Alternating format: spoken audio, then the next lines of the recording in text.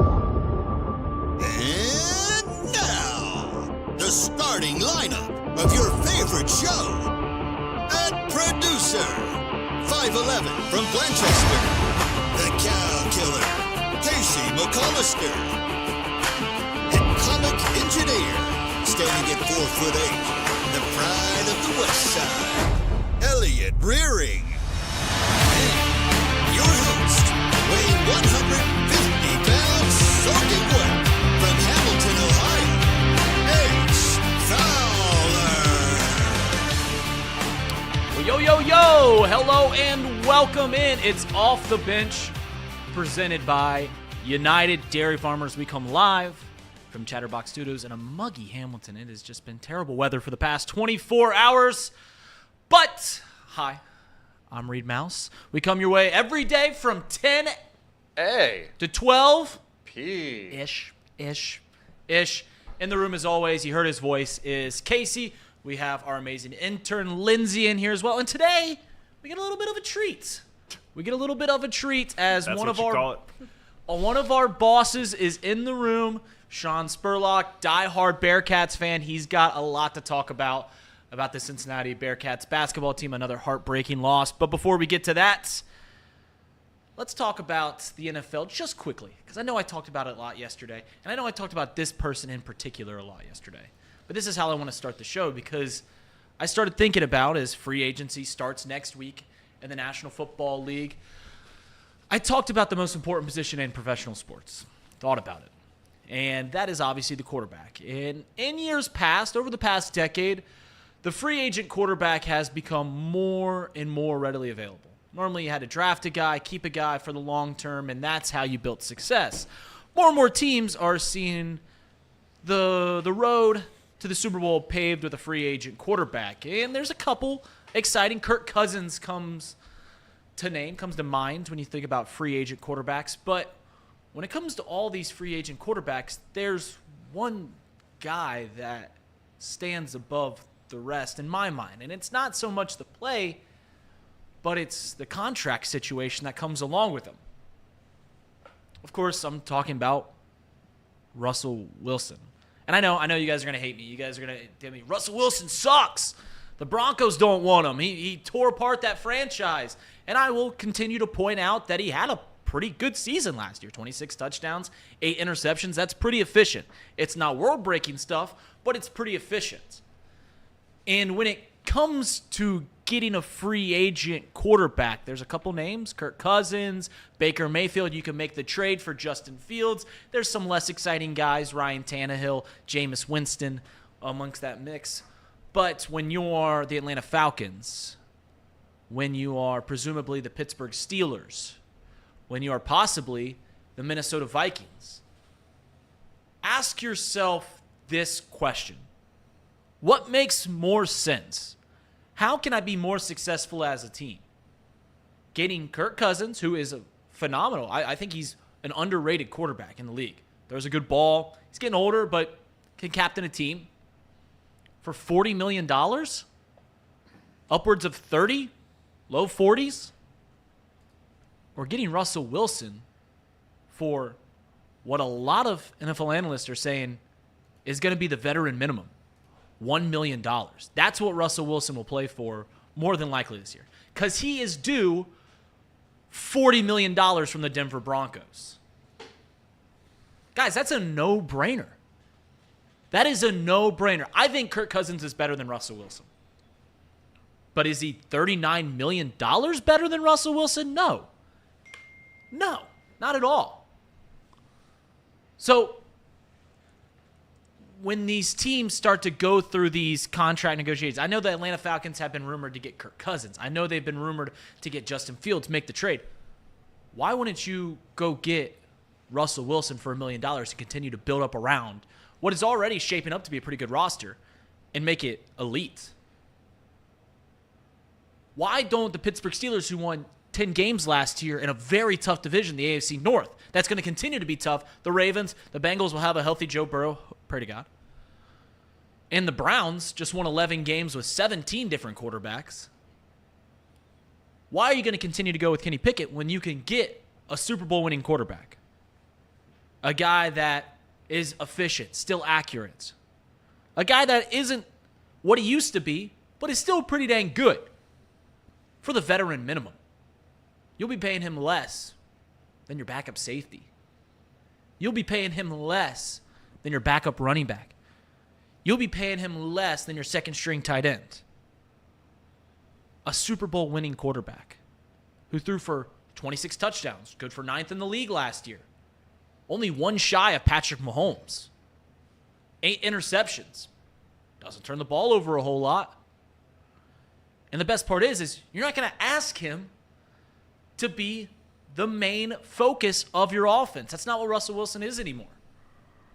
You're just asking him, hey, can you make us better? And another team that I think is exciting is the Minnesota Vikings. And I kind of thought about them yesterday. They have some of the best weapons in the league. JJ, Jordan Addison, TJ Hawkinson. Russell Wilson of the Vikings makes the NFC North what I think is possibly the best division in the NFC, one of the best divisions in the NFL, because now you're talking about Detroit Lions that's got a stacked roster. You're talking about the Green Bay Packers who just won a playoff game with a very young team that you presume are going to get better. And now you're talking about a Vikings team loaded with offensive talent and has a great play caller head coach. That's a good team. That's a good division. Russell Wilson should be the number one target of free agent quarterbacks this offseason. And I don't think it's relatively close. But you know what was close? Was yesterday's game between the University of Cincinnati Bearcats and the Oklahoma Sooners. Casey, run us down the list. You want the rundown? Give us the rundown. I'll give you the rundown. Right off the bat, I guess I'm going to jump right into the Bearcats since you threw it to that direction. Yeah, we'll talk about that. Bearcats were up by 13 points against Oklahoma. They were leading against them 38 minutes and 50 seconds.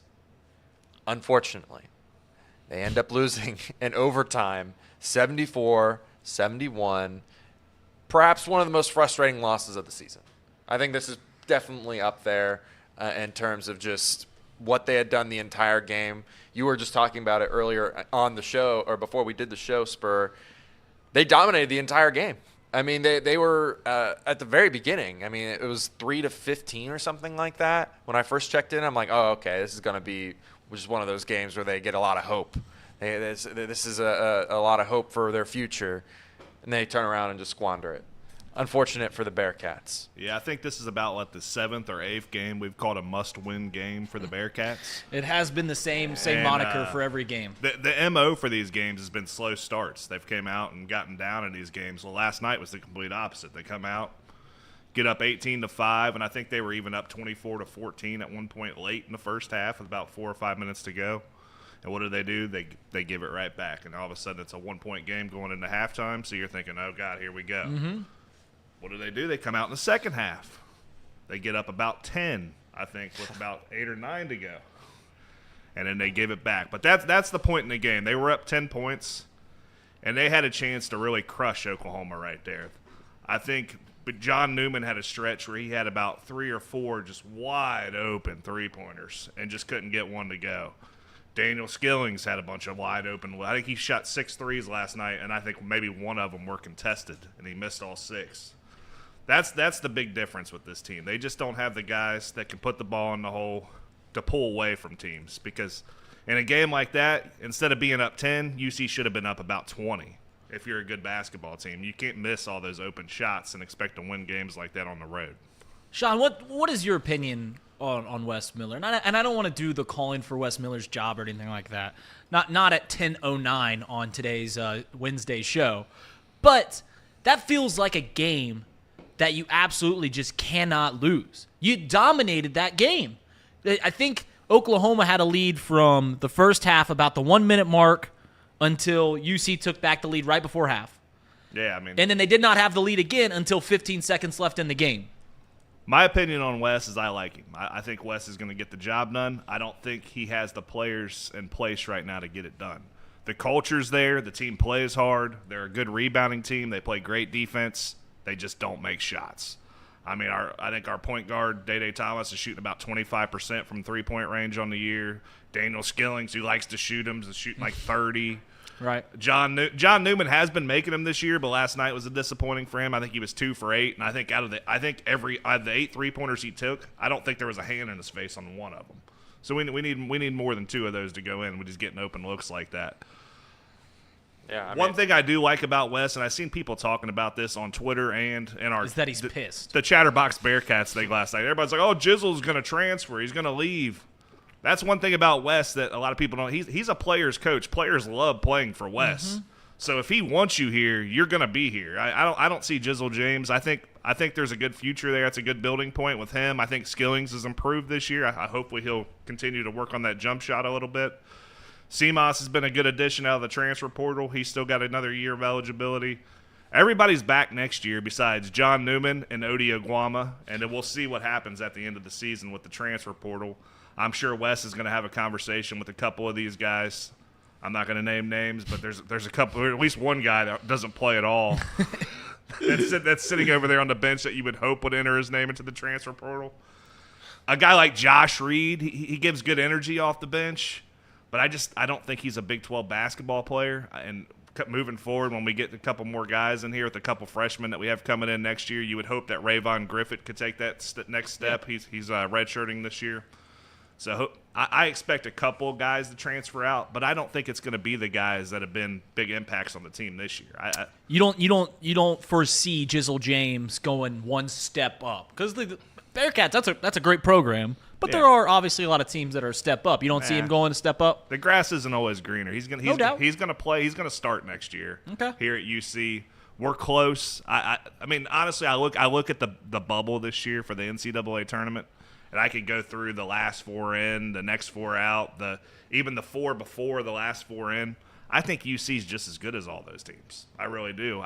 They haven't been able to get over the hump in these close games. But if you go look at a lot of those teams' schedule, you'll see games where they've lost by like 30 points. I mean, a lot of them teams have been blown out in games this year. UC has not. Right. The good thing about UC is that luck evens out. It really does. And I saw someone tweet about is it Ken Palm that has a luck factor, and out of 380 teams, the Bearcats are like 350th. If you look in baseball, teams that one year win a lot of one-run games, the next year they lose a lot of one-run games. And people go like, what's the difference? Well, the difference is quite simply luck. And you got to think next year the Bearcats on these close games are going to, get over the hump, win those close games, not so much lose a game that you had the lead for 38 minutes and 50 seconds of regulation. But I'm looking at the stats right here, and you mentioned all the shots they missed. Spur. Day Thomas, Dan Skillings, 0 for 9 from 3. Yeah. 0 for 9 from 3. You gotta hit one. And the thing is, they were good looks. I mean, if you watched the game last night, most of the threes that UC took, Seamoss took a couple that were contested threes, I think, late in the game. But most of the three-pointers they took last night were wide-open shots. They had good ball movement. They moved it around, got open looks, and just couldn't knock them down. And that's what you got to do to pull away in those kind of games. And then obviously another big factor in the game was the fouls on three-pointers for Oklahoma. And the crazy thing, we can talk about luck. Oklahoma went 12 for 12 on those 12 free throws they shot. Right. I mean, that's tough to do, to go to the line and make 3 in a row. Even as a good free throw shooter, sometimes making 3 in a row is a tough thing to do. How many games will the Bearcats lose from the free throw line before? Because I know this was a big thing, and they shot well last night. Yeah, they shot 11. 9 for 11, but they also missed one right at the end of regulation, right? That if Aziz would have made them both, you win the game. That's Aziz Bandinga. I get it. If it would have been a good free throw shooter, I would be like, okay. I get it. I get it all. But a lot of I get on X.com, I see a bunch of Bearcats fans talking about how bad the officials were. What was your take on how the officials were? Because I think in college basketball, more often than not, the home team gets more calls. They do. I think that's partly because of an intense crowd. There wasn't an intense crowd. There wasn't an intense crowd, yeah. But they made 19 more free throws. They made 19 more free throws. I think the game wasn't called evenly, but like you said, on the road, you expect the game not to get called evenly. You hope it does, but last night it didn't. I mean, every 50-50 call in that game went Oklahoma's way. They actually had there was a time where I questioned West that late in regulation. There was about 1 minute and 30 seconds left. He took Aziz Bandago out of the game and put in Jamil Reynolds for defense, which Jamil Reynolds is a much worse defender than Bandago, obviously. And Oklahoma got an and one on Jamil Reynolds. His man got an and one on him, and I don't even know if Jamil touched the guy, and the ref called a foul. I mean, I went back and watched the replay. It was like he didn't even touch him. I mean, he pretty much just let him lay it in, and the ref called a foul on it. Where Jizzle James drives to the hole when they're down 1 late in the game, it looked like he got bumped twice and didn't get a call. So, I mean, it was just – I don't know. And then you got the 50-50 ball that went out of bounds with about 18 seconds to go when Oklahoma hit the 3 to go up 1. Of course, Oklahoma gets that call as well. They go look it over on the monitor. It's too close to overturn, even though I do think it went out on Oklahoma after looking at it a few times. But it was just too close to overturn. As a fan, I've seen a lot of Bearcats fans say this. Are you just exhausted? Every game, it takes it out of you. It takes it out of you. Sometimes you just want to sit down and watch them either kick tail or get their tail kicked, and you can either they're down 20, turn it off. My wife hates me watching these games. She was downstairs last night. I'm upstairs, so she's like right below me. About the third time they fouled on the three-pointer, I'm getting up and stomping around, and she's yelling up at me because Davis is sleeping. And it's just, I mean, every single game is like this. I mean, I can't remember. I mean, honestly, getting blown out by TCU about 3 or 4 games ago was actually kind of a breath of fresh air. It's like, refreshing. All right, we're not going to win this game. I can get over it and move on and go enjoy my Saturday. But right. That's just not been the case with this team on most of their games. In all sincerity, the 3-year run that the Bengals currently on, I think it was the Super Bowl year. Every game was bananas.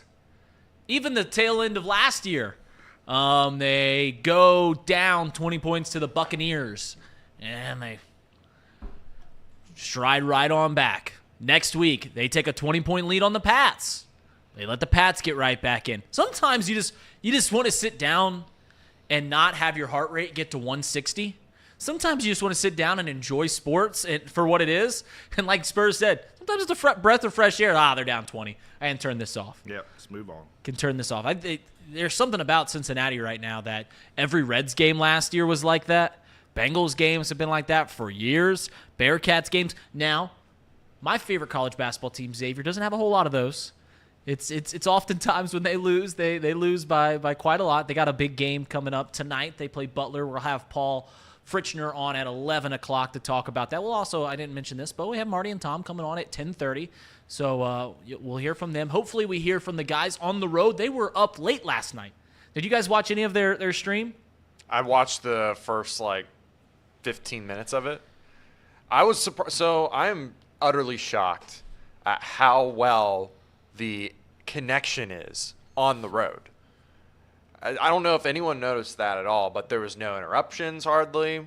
I saw that the frame rate was low. It was dropping at times. I mean, I had it on my phone. I wasn't really paying attention that much to what they were saying, but I mean, I know their stream was going out there for a little bit. Were they using a hotspot off of a cell phone? Is that what they were using? I don't know what. Because you can't use. They have Starlink. Trace is a big Elon guy, so he got Starlink, and It doesn't work while you're moving.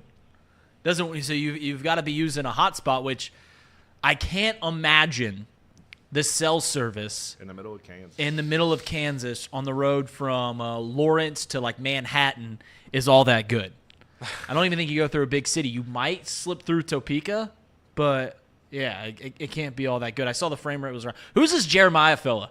I see everyone talking in the chat. Once again, I did not watch. I went to bed. I watched the Cats, turned it off, went to bed. I did watch a little bit of that. Elliott was struggling. I don't know if you've seen it in any of the clips they put out. So they had to pull over to a gas station, and when he went in to take care of business, do whatever he had to do while he was in there, Jeremiah, one of the videographers that are on the trip, actually hopped on and took Elliott's mic.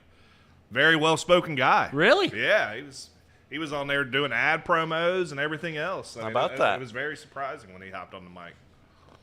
Hey, listen, if that's what the people want, they want me fired and to hire Jeremiah, then so be it. I'm a soldier. I'll put my nose to the grindstone. I'll do whatever.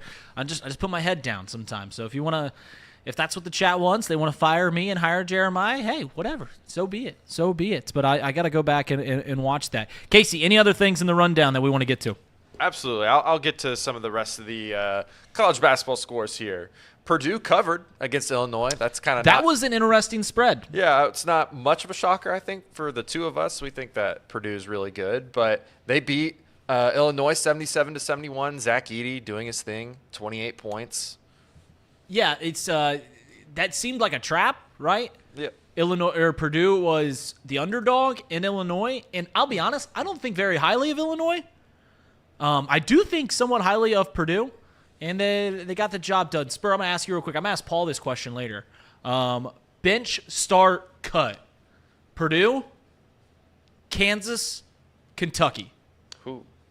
Oh, that's a tough one. Those are all three pretty divisive teams. Bench, start, cut. I'm benching Purdue. Okay. I'll be honest. And I might just be a square on this, but is there going to be a 1 seed? That's not the worst one. Cutting's the worst thing that you can do. Okay, yeah, cutting. That's right. Okay, you're I'm cutting cutting Purdue. Purdue. I'm benching Kansas just because they've been too inconsistent. I'm starting Kentucky just because, they can score, dude. I mean, in the tournament. It's exciting. I mean, if they lose a game, it's going to be in the hundreds. I mean, the way they score the basketball, unless they just have an off night where they're not hitting shots, but they got so many shot makers on that team. I wouldn't want to play that team in the tournament. I personally would probably cut Purdue as well, and then I'm benching Kentucky and starting Kansas. Like I said, I feel like their MO is just they play to their opponents. They're a bad opponent. They're going to play bad if they play a good I think I'm opponent, taking the they're gonna play complete opposite of you. I've you know what? I'll just hitch my wagon to whatever Purdue is. Everyone else is selling low. I'll buy low, and I'll say, you know what? I'll start Purdue. There's no way they lose to a double-digit seed again, right? No way. Well, okay, not a double-digit seed, but what percentage of people are going to pick whoever the 8 or 9 seed is in That's Purdue's a good point. bracket? How many people will have Purdue making it to the Sweet 16? The Sweet 16. I don't think anybody's going to pick the 16. There might be a couple people just Right. have fun do it, but there will be a decent percentage of people that pick. Depends Purdue on who to it lose is, that right? 8-9 game.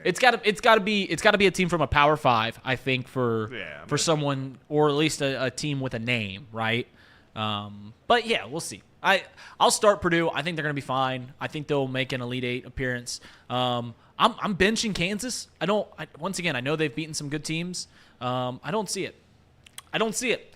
And I'll cut Kansas. I'll bench Kentucky. But we'll ask Paul that. You know what's later. funny about Kansas though? This is kind of one of those years where they're just not playing very good, but they might find themselves in the Final Four because that's just what they do. Trace brought this up 2 years ago. We were kind of fed up. This was before we started doing content. It was just me, Spur, and Trace in the office, and we would talk every day about sports. We weren't doing content, but that's just what we do here. And at the moment, at one point, Georgia was the number 1 team in the country and playing in the national championship. The Green Bay Packers were the best team in the NFL and got the bye. And then Kansas was a top 5 team. So his 3 teams were all running. And then Georgia wins the national championship. And he looks at us. Remember? Yeah. Trace looks at us and goes, I think they got their tail kicked by Kentucky. Kansas did. And he goes, I'll tell you what, Kansas just isn't very good. Kentucky, they're going to win the national championship. That's a team. And he bought a future on Kentucky that year. Kentucky loses to St. Peter's. Kansas wins the national championship. But thank God that both the Packers lost that year. I think the Packers actually got beat in the divisional round. Yeah, they lost to the 49ers. And me and you came in the next day like Thank he didn't God. deserve that. Correct, because it was a run of about. I mean, the Reds weren't good, but between Georgia, Kansas, and then the Packers being the number 1 team in the NFL, we're like, all right, he doesn't deserve this. All right. Well, speaking of Kansas, they smoked Kansas State 90-68, and the boys, they got a little richer last night. I mean, they all had bets on that game. They covered, yep. They covered. I think Kirby and Elliott had like a bet where each team scores a point or something like that in the first 2 minutes, something really crazy, silly like that, and they hit that. Trace had a ridiculous bet when they were up by a certain amount, and he cashed that in for a couple units. Was it like them the score in the first 2 minutes? Was it like them to get like 5 points in the first 2 minutes? Was it them for each team to score like a basket, a 3-pointer? Was it for them to score a field goal? Was it for them to score a point in their first possessions? Because that'd be a fun bet. I don't know both which teams to one score it their was. first possession. I feel like it was just to score a point in like the first minute or two each team. Okay, that's a fun bet though. I heard Elliot say, "I bet the Bearcats money line." Now. Yeah, so he that's just gave it all back. That's just what Elliot does. That's tough. That's tough. Poor Elliot. I remember. I don't know how they got connection in that arena because Yeah, we were 'cause there we couldn't last get year. it, We yeah. couldn't. I remember I was tweeting pictures out. I was sending pictures to people, and I had nothing. But I was on T-Mobile back then. Yeah, we I had to don't get know. all our bets in before we actually got Yeah. in the stadium for that Yeah, game. it was. That was an interesting day because you got to get when you go to Allen Fieldhouse. They have seating, right? But a lot of it is just general admission. You buy a ticket, you go sit. So what the students do is they let the students in first, and they get there. Gates open 90 minutes before the game starts. Yep. The students line up 90 minutes before gates open. So it's a whole ordeal. We were there yesterday. We obviously weren't a student, so we had like where the fans would go, but we were there 90 minutes before gates would open. And then you go in and you go find a seat, and there's no seats available because they give all the seats to the students. But Allen Fieldhouse, if you're a college basketball fan, certainly somewhere you need to be. One other place I want to go, Muskies play there tonight, is Hinkle Fieldhouse. That looks like I know it's, some people say it's kind of a dump, but it looks like a fun place to watch a game. It's only 2 hours away. I'd like to go to Hinkle sometime. I think Paulie's heading up there soon. Casey, any other notes? Yeah, I got a couple other games that were played yesterday with some local teams. Dayton beat St. Louis 100-83. Elliot's alma mater beat Miami of Ohio 97-63. I love how you say alma mater, even though he didn't graduate from there. And finally, the one last game that I would like to mention before we bring them on, Tom's Ohio Bobcats got the job done. They got a W against Buffalo, 78-66. We'll get through the rest of the little headlines here later. Were they home? No, they was at Buffalo. Okay. I didn't know if they were at the Convocation Center. I saw someone, I was watching a TikTok the other day, and someone was talking about how top college basketball arenas you might not have heard of, and the Convocation Center for the OU Bobcats was on that list. Never been there, but it looks like a good place. But we are getting ready to welcome in Thom and Marty onto the show. I unfortunately for Marty, Elliot's not here, so he's gonna have to make do with me and Casey and the rest of the crew. But that'll be just coming up here in a second. Marty's down there in Arizona. I gotta wonder what is it. For a guy that's retired, he certainly spends a whole lot of time with the team. So I think he works the most out of any retired guy that I've ever met, except for maybe my dad, who he retired and started about 7 different jobs. But we're trying to get them going. Spur. Before we ask Marty and Thom on, is it completely dead, Bearcats? They got to win 3 games in the Big 12? Are you done?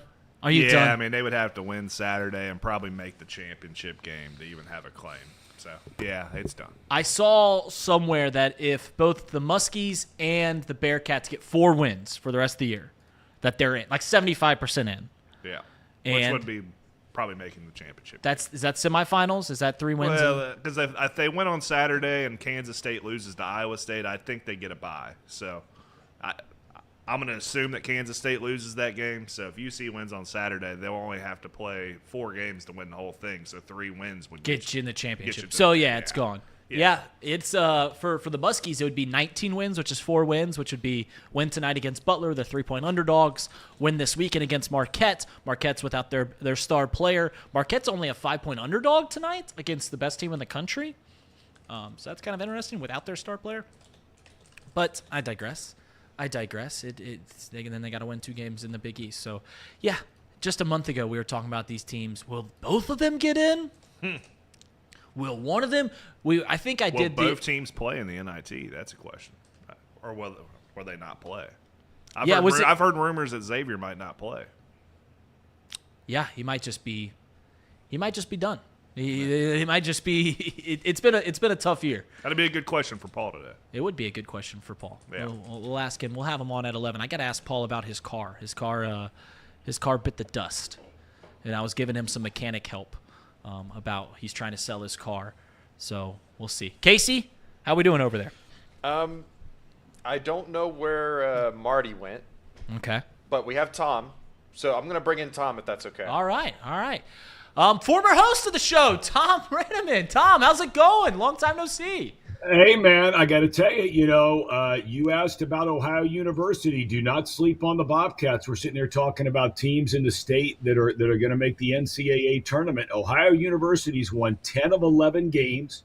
They're now in second place in the MAC. They're going to get the number 2 seed once they demolish Miami this weekend. I tell you, they were on CBS Sports, whatever it was last night.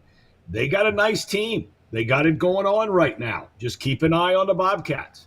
Who's the team to beat in the Mid-American Conference? Well, it's been Toledo so far this year. Akron and Toledo before OU got hot. And then Ohio University beat Akron last weekend. That was a huge win for the Bobcats because it got them within a game of second. And then Akron got upset last night. Ohio U won, so OU has a tiebreaker to be the number 2 seed in the tournament up in Cleveland. Tom, while we're talking about college basketball, last night seemed to be just the culmination of all things Bearcats. Obviously, you used to call games for the Bearcats, and doing this show, you talked about it a lot. What are your thoughts on this Cats team and just seemingly just can't get it done? I got to tell you, last night of all the games this year, Reid, and I watched the whole thing, last night to me was by far the most disappointing game of the year. And they've had a lot of tough losses, a lot of close losses. Everybody knows about that. But last night they get out to 18-5 lead, and you're sitting there watching, and something in the back of your mind is going, man, I don't know about this. It doesn't feel right. At least that's the way I felt watching it. I don't know why. But then all of a sudden, Oklahoma, with about a minute left in the first half, takes the lead. They come all the way back. UC hits a shot before halftime to go into the locker room up by 1. But they went through that stretch, maybe about 8 or 10 minutes there at the end of the first half, where, I mean, they looked like they had no clue what was going on offense. They took terrible shots. They jacked up the 3 as soon as they got a chance. I looked at them last night, and then the way the game ended, no one was surprised because they haven't been able to close out games all year long. It's the first time I've really questioned what's going on down there because, Oklahoma didn't have their second best player didn't play in the game. Their third best player didn't play in the game. They had a guy that had not played a total of 9 minutes all year long in conference play, and he's running the point guard position. I don't know. I was just really, really upset about the way they played last night and letting that one get away. Because if they win last night, they win Saturday over West Virginia. You guys talked about it. Maybe they win 2 games in the tournament, right, and get in. But now, like Sean said, maybe you're looking at 3 in the tournament. Unlikely in that conference. Yeah, it's too tough. Too tough. You mentioned it's the first time that you really started thinking that you don't know what's going down. Are you having growing concerns about the head coach of the Bearcats? Wes Miller, obviously, he had a great coaching career before he came to Cincinnati, but here in the first year, in the best conference in college basketball, these games keep slipping away, and every game is a heart attack, and you lead for 39 minutes out of the 40 minutes in regulation, and you end up losing in front of a crowd of about 15 people down in Oklahoma. Yeah. Are you having growing concerns about Wes Miller? Boy, that was surprising, wasn't it, by the way, the crowd in Oklahoma? I couldn't believe it. Nobody there. Nobody. No, I'm not. I think he's the right man for the job. I just think you have to find some killers, man. I mean, I just think you need to find some guys that know when to put their foot on your throat and just end the thing right away. They should have put Oklahoma away in the first half of that game last night. Oklahoma couldn't buy a basket. UC couldn't miss. I always do point out, Reid, if you remember, when I was doing the show regularly, one of the things that really, really bothers me a lot about college basketball. I knew you were going to bring this up. I was going to ask you about it. I mean, it's insane. How in the world does a team that gets out-rebounded, okay? Cincinnati clearly had the better players up front, rebounding, altering shots, blocking shots, all of these things. How does one team shoot almost 40 free throws and another team shoots 11? I mean, now UC made a couple of ridiculous fouls, Skillings especially, on 3-point shots that weren't going to go in. Okay, so there's 2 of those, and Newman had 1. But, I mean, almost 40 – there was a stretch in the game for about 9 minutes where Oklahoma made, in the second half, made 1 field goal. They scored 21 points from the free throw line. Look, I don't like beating up officials. I never have. I never will. They do the best they can. But I just don't understand how that happens. I mean, if it's 25-11, 22-11, okay, all right, maybe. Especially when you consider the kind of fouls they were having. You see, but I mean, almost 40-11 or whatever it was, 40-13, 40-14. That's absurd. 34-11. And you're absolutely right. And more often than not, when people talk about the discrepancy between the home team shooting free throws and the away team, they say it's because normally there's a big crowd, right? And they make the referees uptight. There was 15 people there.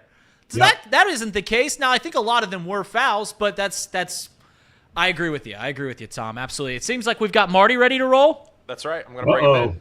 Be careful. Be careful. Marty, welcome in here. Appreciate you coming on. You never know what the internet connection is going to be out here in the backward state of Arizona. You have no idea. So we got it straightened out now, and we're ready to rock and roll. What are you doing? But hey, Reid, make no mistake about it. He can say whatever he wants. He is staying in one of those highfalutin big league resorts out there. So where are we staying, Marty? We're staying at the Wigwam Resort, which is very nice.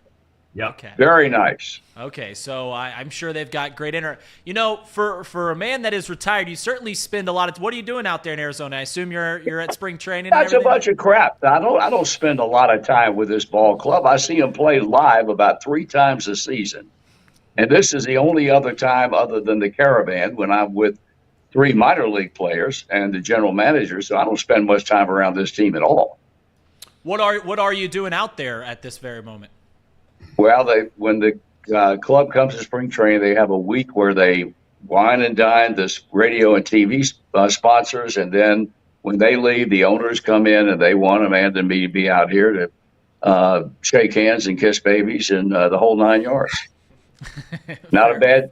But however, the day before we arrived here yesterday, we spent 3 days up in Tucson with my good friend and Tom's good friend, Terry Francona.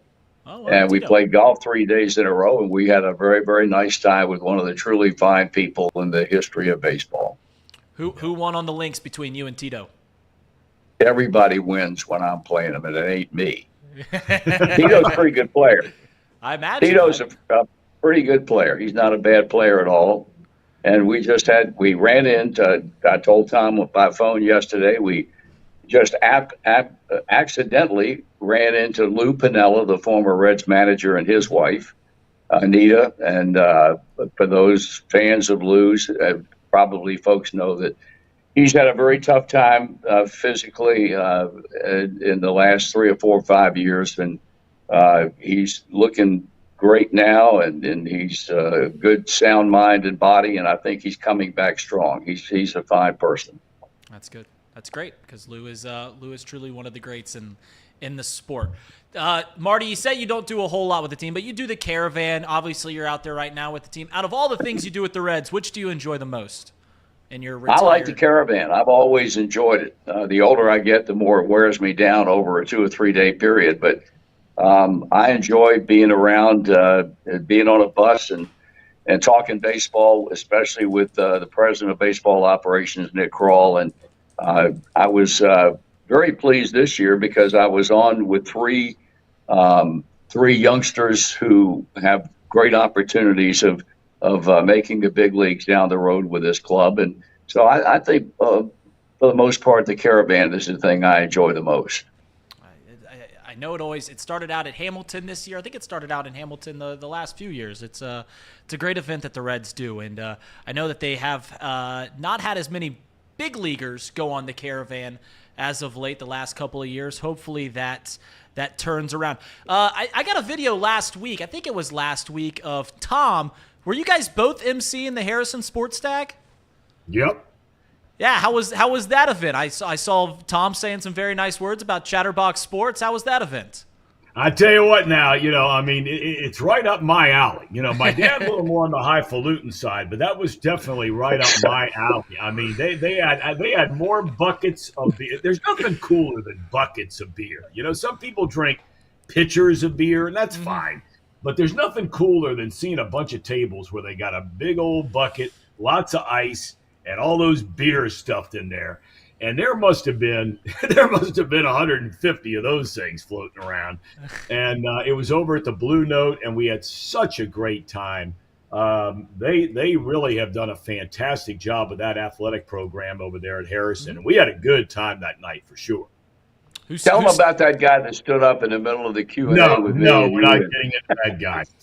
Now, apparently there's some guy, Reid, every year who when they get to the Q&A, and what my dad and I try to do most of the time, they don't want to hear us stand up there and talk. They'd rather ask questions. And so we throw it out for lots of questions and answers. And apparently there's this one young guy out there who owns an electric company. I can't remember his name. But apparently every single year he raises his hand for a question, maybe about 3/4 of the way through it. And the second that he's called on, everybody in the room just goes, "Oh, man, here we go, here we go." And the guy's first line out of his mouth, he's like, "I got two things to say. Number one, I should be in the Harrison Hall of Fame. I was the best soccer player that's ever played soccer at Harrison." And everybody yelling and screaming.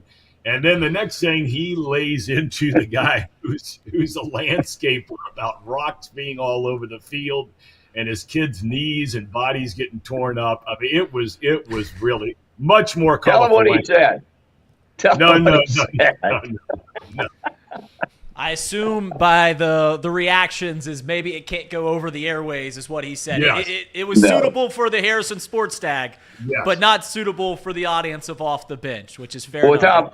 Tom, we have to, if we give Harrison a shout out, we got to give the Agatas Club in Dayton a shout out. Yeah, Because that was a great night, too. Yeah, that was a great night, too. Yeah. How late did you He guys? and I have been on the circuit a little bit here lately. We've had 3 events. We had the Harrison Stag. We had the big roast that they had for Maddie's house, raising money, roasting my dad. Great night last Saturday at Music Hall. And then a couple of nights later, the Agatas Club up in Dayton, which has been around for 91 years. Great group of guys. Yeah, I completely forgot all about the roast. Marty, how did it go? Did they take it easy on you? It was spectacular. It was sensational. They raised between $500,000 and $600,000 for Maddie's house. The big shout out to Steve Raleigh and his wife Julie. They're two very special people that have such a passion, and from a personal perspective, because they lost their daughter, who had some problems down 5 years ago, and they made a decision then that they were going to do something to bring to the forefront the problems that folks have with the mental problems and addictions and so forth and so on. And they've done a wonderful job. They've become dear friends of both Amanda and mine. And it was a special night. It really was. We had some great roasters, had a lot of people, over 600 people there. And like I said, they raised a ton of money to expand what is already a great facility in Maddie's house. That's fantastic. Tom, if I recall correctly, maybe my memory is failing me, you mentioned something about Bob Costas called you one time talking about the roast. Did I get that right? Yeah, because Bob couldn't come into town for it, so he made a video. Okay. And he had some ideas about what he wanted to do. And so he had asked me, he said, I've heard him make some comments in the past talking about my dad, about Scott Boras. And I'm like, yeah. I'm like, he's quite a bit. He's like, well, are there a couple of other guys that maybe, would fall into that same category? Yeah, there are. There's a couple of them out there. And so Bob took it and off he went. He is just such a creative, smart guy. And I wish he'd have been there in person. He wanted to be there in person, but he couldn't get back. All right. Well, it sounds like it's a great event. Obviously, Bob Costas is one of the greats. All right, guys. Marty, one thing I wanted to ask you about is you're out there in spring training. You're out there in Arizona. Obviously, there's a lot of hype around this Reds. So many young, fantastic players. Really, the first time that the Reds have had this many young, talented players in a decade, right? When Jay Bruce, Joey Votto, that crop came to come up. And out of that crop, there is one guy that I think we can all assume is going to be headed to Cooperstown. So I'm going to ask you to go out on a ledge here and do a little predicting. If you had to predict any of the current young players on the Cincinnati Reds that will have a Cooperstown, a Hall of Fame career, who would you guess it would be? Boy, that's a tough question. I don't know. To be honest with you, I think it's way too early to speculate about these guys, most of whom are going into the second seasons in their big league careers. There's an awful lot of talent among all of them. But, to make it to Cooperstown, it's what happens over the long haul. And I don't know that would be one that would readily come to mind. If you'd asked me 4 or 5 years ago, I probably would have said, given the hype and everything else that went into Hunter Green being a number 1 draft pick, and as a high school kid being on the cover of Sports Illustrated, I would have probably said him. But he's not been able to stay healthy.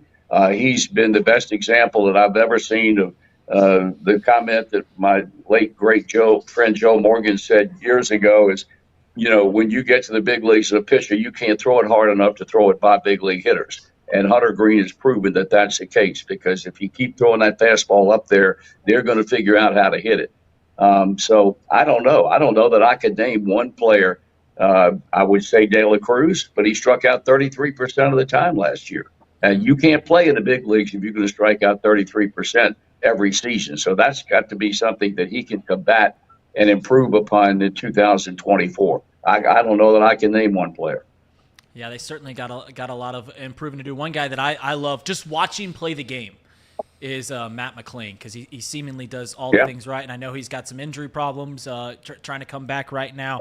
Tom, is there any of the young guys that you're most obviously you've talked a lot about on the show, but what guys are you got to tell you, Reid, the guy that and I the Hall of Fame thing is so far away, like my dad said, but I got to tell you, the one guy last year watching him, and I know it's only spring training, but there's just something about him, and I may prove to be 1,000% wrong. But I really believe Encarnacion Strand is going to be the best player of this whole group. Now, when I say best player, I'm talking about most productive offensive player. He is not an athlete, dynamic athlete like De La Cruz. McClain's a very good athlete. I just think if you stick this guy in the lineup every day, playing in this ballpark right now, the way the ball jumps off this guy's bat, he's a total grinder. He's in the same mold as Votto in that regard. Nobody's going to outwork him. He keeps his mouth shut. He shows up, but man, can he hit. I think this guy has got a legitimate chance to be a 35, 40 home run guy, knocking in a ton of runs with a bunch of doubles, and he's not going to get beat up over there playing first base and doing a lot of DHing like somebody who's maybe playing shortstop or center field or somewhere like that. I just think that I'm really, really high on Encarnacion Strand. Yeah, when you look at – he physically is imposing, right? Yes. When he steps in the box – And you're a visiting team, you're watching the Reds for the first time, you're like, who the heck is this guy? This guy's huge. He's a big guy, and he certainly has that power, certainly has that ability to be the productive bat, as you imagine. Tom, you're wearing Bengals stuff. Free agency starts next week. Marty, I don't know if you give a rat's behind about free agency. If I had to guess, I would say probably not. But probably not. Tom, I'll ask you. Out of all of the positions that the Bengals can make an improvement on their team in the free agency, where do you think is the most crucial? It's got to be defensive line. I mean, they've got to be – we said this before last year, and we asked the question all offseason last year, are they better than the team that got beat in the Super Bowl? And clearly the answer was no. Even when Burrow was there, they weren't the best. They weren't better than they were the year before. And a big reason why is they can't get to the quarterback. In this day and age, you got to be able to get to the quarterback. Throw off his timing, knock him around. So that's where I think you're going to see them make a big push. And I wouldn't be surprised to see them spend almost all of whatever money they have, and they have a lot of it. I think it's going to be on the defensive side of the ball, because they're still going to have enough players on offense to compete and to score and to win. But defense is where they've got to get better. All right, guys. One final thing before I let you guys go. Marty, I'm not sure if you've seen what Chatterbox is doing right now, but your good buddy Elliot and our boss Trace, they're on a road trip from Cincinnati. They're there in one van. They're driving, 4,000 miles to Arizona, Vegas, Colorado, seeing national parks. Marty, I know you're very good friends with Elliot Rearing. Would you spend 4,000 miles in a van with Elliot? Reid, I wouldn't spend 4 minutes with him. 4,000 miles? Are you kidding? I tell you, I give Trace a lot of credit because he's got to spend that much time. And the thing is, I was brought up to speed on this deal last night by Tom by phone. I imagine I'm going to see them in the next few days out here. What's their ETA as far as Goodyear is concerned? Do you know? Do we know when they're supposed to get to Arizona? The 8th. The 8th. Will you be in town on the 8th? You bet I will, pal. I'll I'll make life as tough as I possibly can on my good buddy, the Big E. I'm sure he's looking forward to that. No doubt about it. We gotta get some video of you guys meeting for the first time. We can do that. We can do that. Yeah, we got to make sure that happens. But, guys, thank you so much for taking some time out of your day, coming on the show as always. Thanks, Reid. I look forward Thanks, to enjoyed it, bud. talking to See you there. See you later, Case. Tom. See you guys. Thanks, Case. See you guys. See you, fellas. I apologize. I didn't know if you had a question for him, Casey. But we were getting close on time constraints. That's okay. Did you have a question ready? No, not ready. Okay. All right. Well, then good. I didn't throw you out to the wolves, as they say. But I will throw you out to the wolves here because we got to hear a word from our sponsors. We got to pay the bills around here so that I can keep a job, so that everyone in the chat that wants to fire me doesn't get their wish. Casey, the ads. Yeah, the Bengals report, Bearcat report, is brought to you by Encore Technologies. Encore Technologies provides IT solutions for a data-centered world with the suite of services from mobile computing to desktop to data center, supporting both centralized and work-from-home computing modules to improve efficiency and productivity. Look at That's you, right. Spur. That's right. Visit Encore.tech. The path to innovation begins here. I actually said it right this time. I didn't say it backwards. We got another sponsor here for you. Pawnee Water, made right here in Hamilton, Ohio, uses natural limestone filtration, unlike the artificial processing that other brands use. The result is a healthy alkaline water, and some say the best tasting water in the world. You can visit Pawnee Water at PAHHNI water.com to see where you can buy this great tasting water. And then we have one last sponsor, our new sponsor, Game Time. The Game Time app, the ticketing app. It's funny that you mentioned this because I make a great deal about going to so many Xavier games. I've been to 3 this year. I think it's such a great time, and more often than not, I do it last minute, and that's where I often use Game Time, and it's because it lets you see exactly where you're going to sit. It shows you exactly where you're going to sit. It tells you exactly how much money you're going to pay. It doesn't no hidden fees. It shows you exactly how much money you're going to spend, show you where you're going to sit, and it's always there last minute. They always have the lowest price guaranteed. So download the Game Time app, create an account, use code OTB for $20 off your first purchase. Terms apply. Again, create an account, redeem code OTB for $20 off. Download Game Time today. Last minute tickets, lowest price guaranteed. That was a fun little conversation we had with Marty and Thom. You know, I got to be honest with you guys. I get a little intimidated by Marty and Thom. I love the sport of baseball so much, and I grew up loving it so much. I'm not a Reds fan. You guys know this. But my entire life, everywhere I went, would listen to the Reds game, would listen to Marty, listen to Hamilton Joe, the old lefty. That was my life growing up. And to be able to talk to those guys on a regular is truly incredible. I haven't probably utilized, because at one point my dreams were to be a play-by-play guy at a professional level, and I get to do it at a professional level. I get paid to do it, obviously in Miami games, to do it from high school stuff, but levels beyond. And as I'm getting older, those dreams have some subsided, and I haven't probably utilized Thom and Marty enough on that. Just asking some pointers. Hey, can you listen to my tape and stuff like that? I know they would do that in a heartbeat. But I one day about 2 months ago, me, Thom, and Marty got a little heated. talking about Joe Mauer's Hall of Fame candidacy. And I remember going home that day, sitting around, wasn't watching TV, just playing with my dogs, and I was just like, if you would have told me when I was in college that one day I would be doing a podcast where I got to argue with Hall of Famer Marty Brennaman, with legend of the craft Thom Brennaman, about the candidacy of my favorite non-Cub, my favorite catcher, Joe Mauer's Hall of Fame, I wouldn't have believed you. So it was like a moment where I was like, all right, this is pretty cool. And I've got a pretty cool job. And then the boss just ships up and leaves for 2 weeks and doesn't invite you to go on the trip. Not that I would have wanted to go.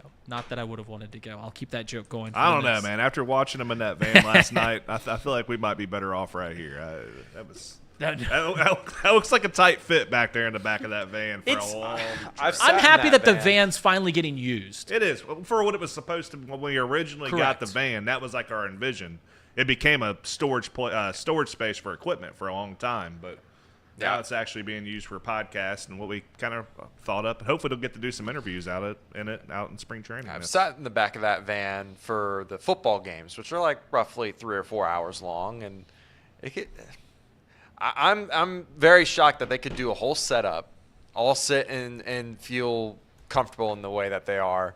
But I mean, the whole production itself. Like, even the mics sound really good. Mm-hmm. Like, I don't know, man. They've done a really good job with doing this on the road. We sometimes overextend ourselves with the amount of content that we can do. I just had a meeting yesterday about doing college games next month, and the ask, I was talking about what's capable. We're capable of doing it, but it is, I'm not going to lie, it stressed me out all last night. Had a hard time sleeping. I was like, can we actually do this whole thing?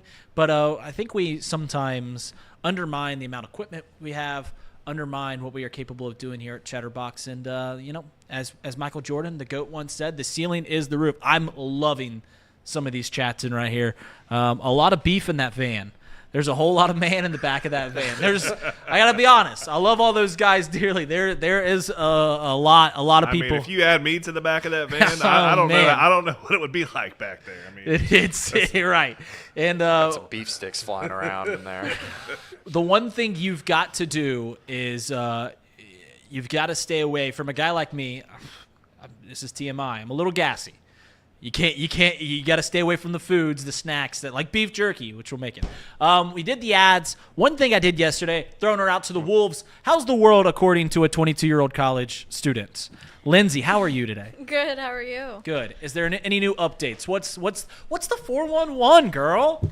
What are we doing, sister? Come on. Don't hurt yourself over there. I almost did.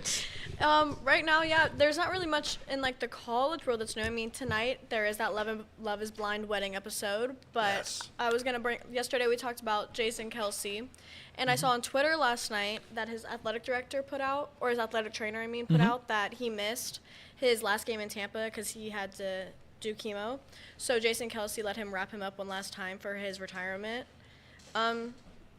speech thing that he had, Yeah. and I thought that was really cool. Yeah. And I think that's just another reason why everyone loves Jason Kelce and why it's such a big deal that he retired, and just kind of shows it all. You said that Jason Kelce is not the sexiest man alive. You definitively said that. This is what we get down to on Off the Bench. We get down to the hard-hitting journalist questions. If both Jason Kelce and Travis Kelce were single, who would you rather date? Travis. He's better looking. But he seems kind of like a meathead. Jason's more my kind of guy. I don't know. Yeah. Who would you rather date, Spur? I'd date Jason. We'd have a lot of fun together. No doubt about that. Those are two Share bears some together. beef sticks. Okay. Okay. What was the line from Elliot yesterday? Kirby's waving his beef stick in my face. Yep. That was something. Golly, we're supposed to have Paul on here at 11, so we're waiting for him to join. We're going to talk about Xavier obviously plays the Butler Bulldogs tonight, 3-point underdogs. I mentioned before yesterday, both teams, both UC, Xavier had less than like a 1% chance to make the tournament. Both were going to need 4 wins. Obviously, the Bearcats didn't get it done. Xavier has 2 obtainable games. They're going to be underdogs in both. They're going to be at home facing Marquette later this week against Marquette's missing their best player. They're going on the road against Butler, who's still a bubble team, which is strange enough. They're out. Yeah, they're still technically on the bubble, but they have fallen. The bubble's soft, man. It just is. Like Wake Forest is It's on a the bubble, not a wall. I know. The Wake Forest played last night. They're on the bubble. They lost to Georgia Tech at home. I mean, if you lose to Georgia Tech at home, you're just not a tournament team. I mean, yeah, you can win a game every now and then. I know they beat Duke last week or whenever that was at home, and isn't that when they ran on the floor and everybody got everybody riled up? But they're not a good basketball team. A lot of these teams aren't. I just recalled that on Monday when I cemented Paul to come on the show for Wednesday, he gave one request. He said, let's do it. I'll come on. We'll talk for the entire time.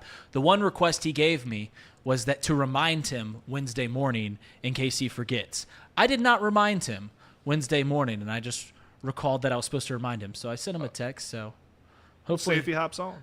You sent him an email. If he hops on, he hops on. We still got a full show ready to go. I did have one thing that I thought would have been an interesting question for Marty. You asked it in a different way, but like a lot of the teams going into this season, you kind of just know who the guy is going to be. Like if you had to ask who's going to be the MVP of the Braves this year, most people are going to say Acuna. Even the Cubs now have Cody Bellinger. Right.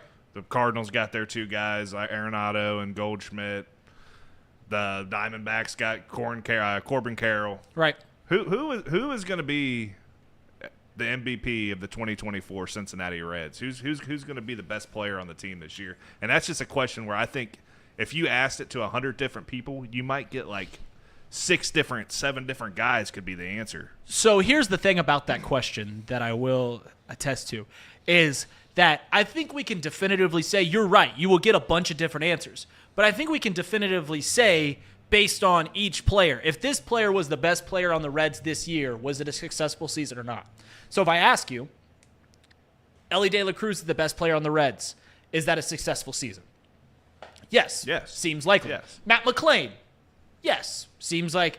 Now, if I said a guy like Spencer Steer's the best player on the Reds, then you might go, man, they probably. Does that mean the other guys didn't play? Correct. Right. That means that there's a bit of underachieving going on. If I told you that Hunter Green's the best player on the Reds this year, you'd say, sounds great.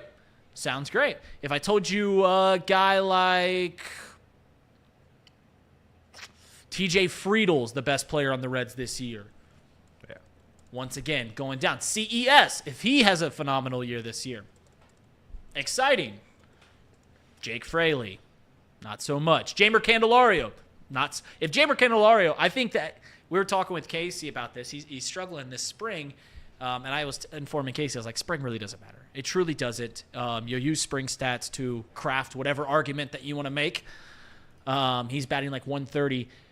Candelario is a great call because he is. You know what you're gonna get. It takes. I've used this phrase a few times. He's a period in a team filled with question marks. He's gonna be in the bat every day. He's gonna play multiple. He's gonna play third. He's gonna play first. He's gonna DH quite a bit, but he's gonna be batting fifth or sixth in your lineup every single day. You know what you're gonna get, presumably, with Jamer Candelario, and that's the exciting thing. But yeah, this Reds season, I pray the Reds.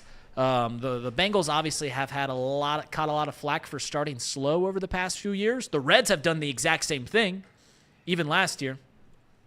So, it seems like we're getting somebody on the phone. It's really, I got to tell you, doing this show, it's really hard having people talking in your ear and trying to maintain your thoughts. I know they do that at the highest level when you're doing play-by-play. They're talking like, hey, we're going to go to break. I don't know how they do that. It's something you got to train yourself for.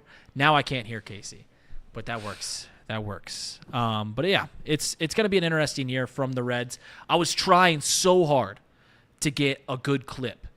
That question about the Hall of Fame thing from Marty, because our clips with Marty do fantastic. That's why I said you asked it in a different way. Yeah. Right. If Marty said, if out of all the players I could see Matt McClain making the Hall of Fame, would have taken off. Would have been fantastic. So I was fishing. Admittedly, I don't think it was an unfair question, but I was fishing for a clip.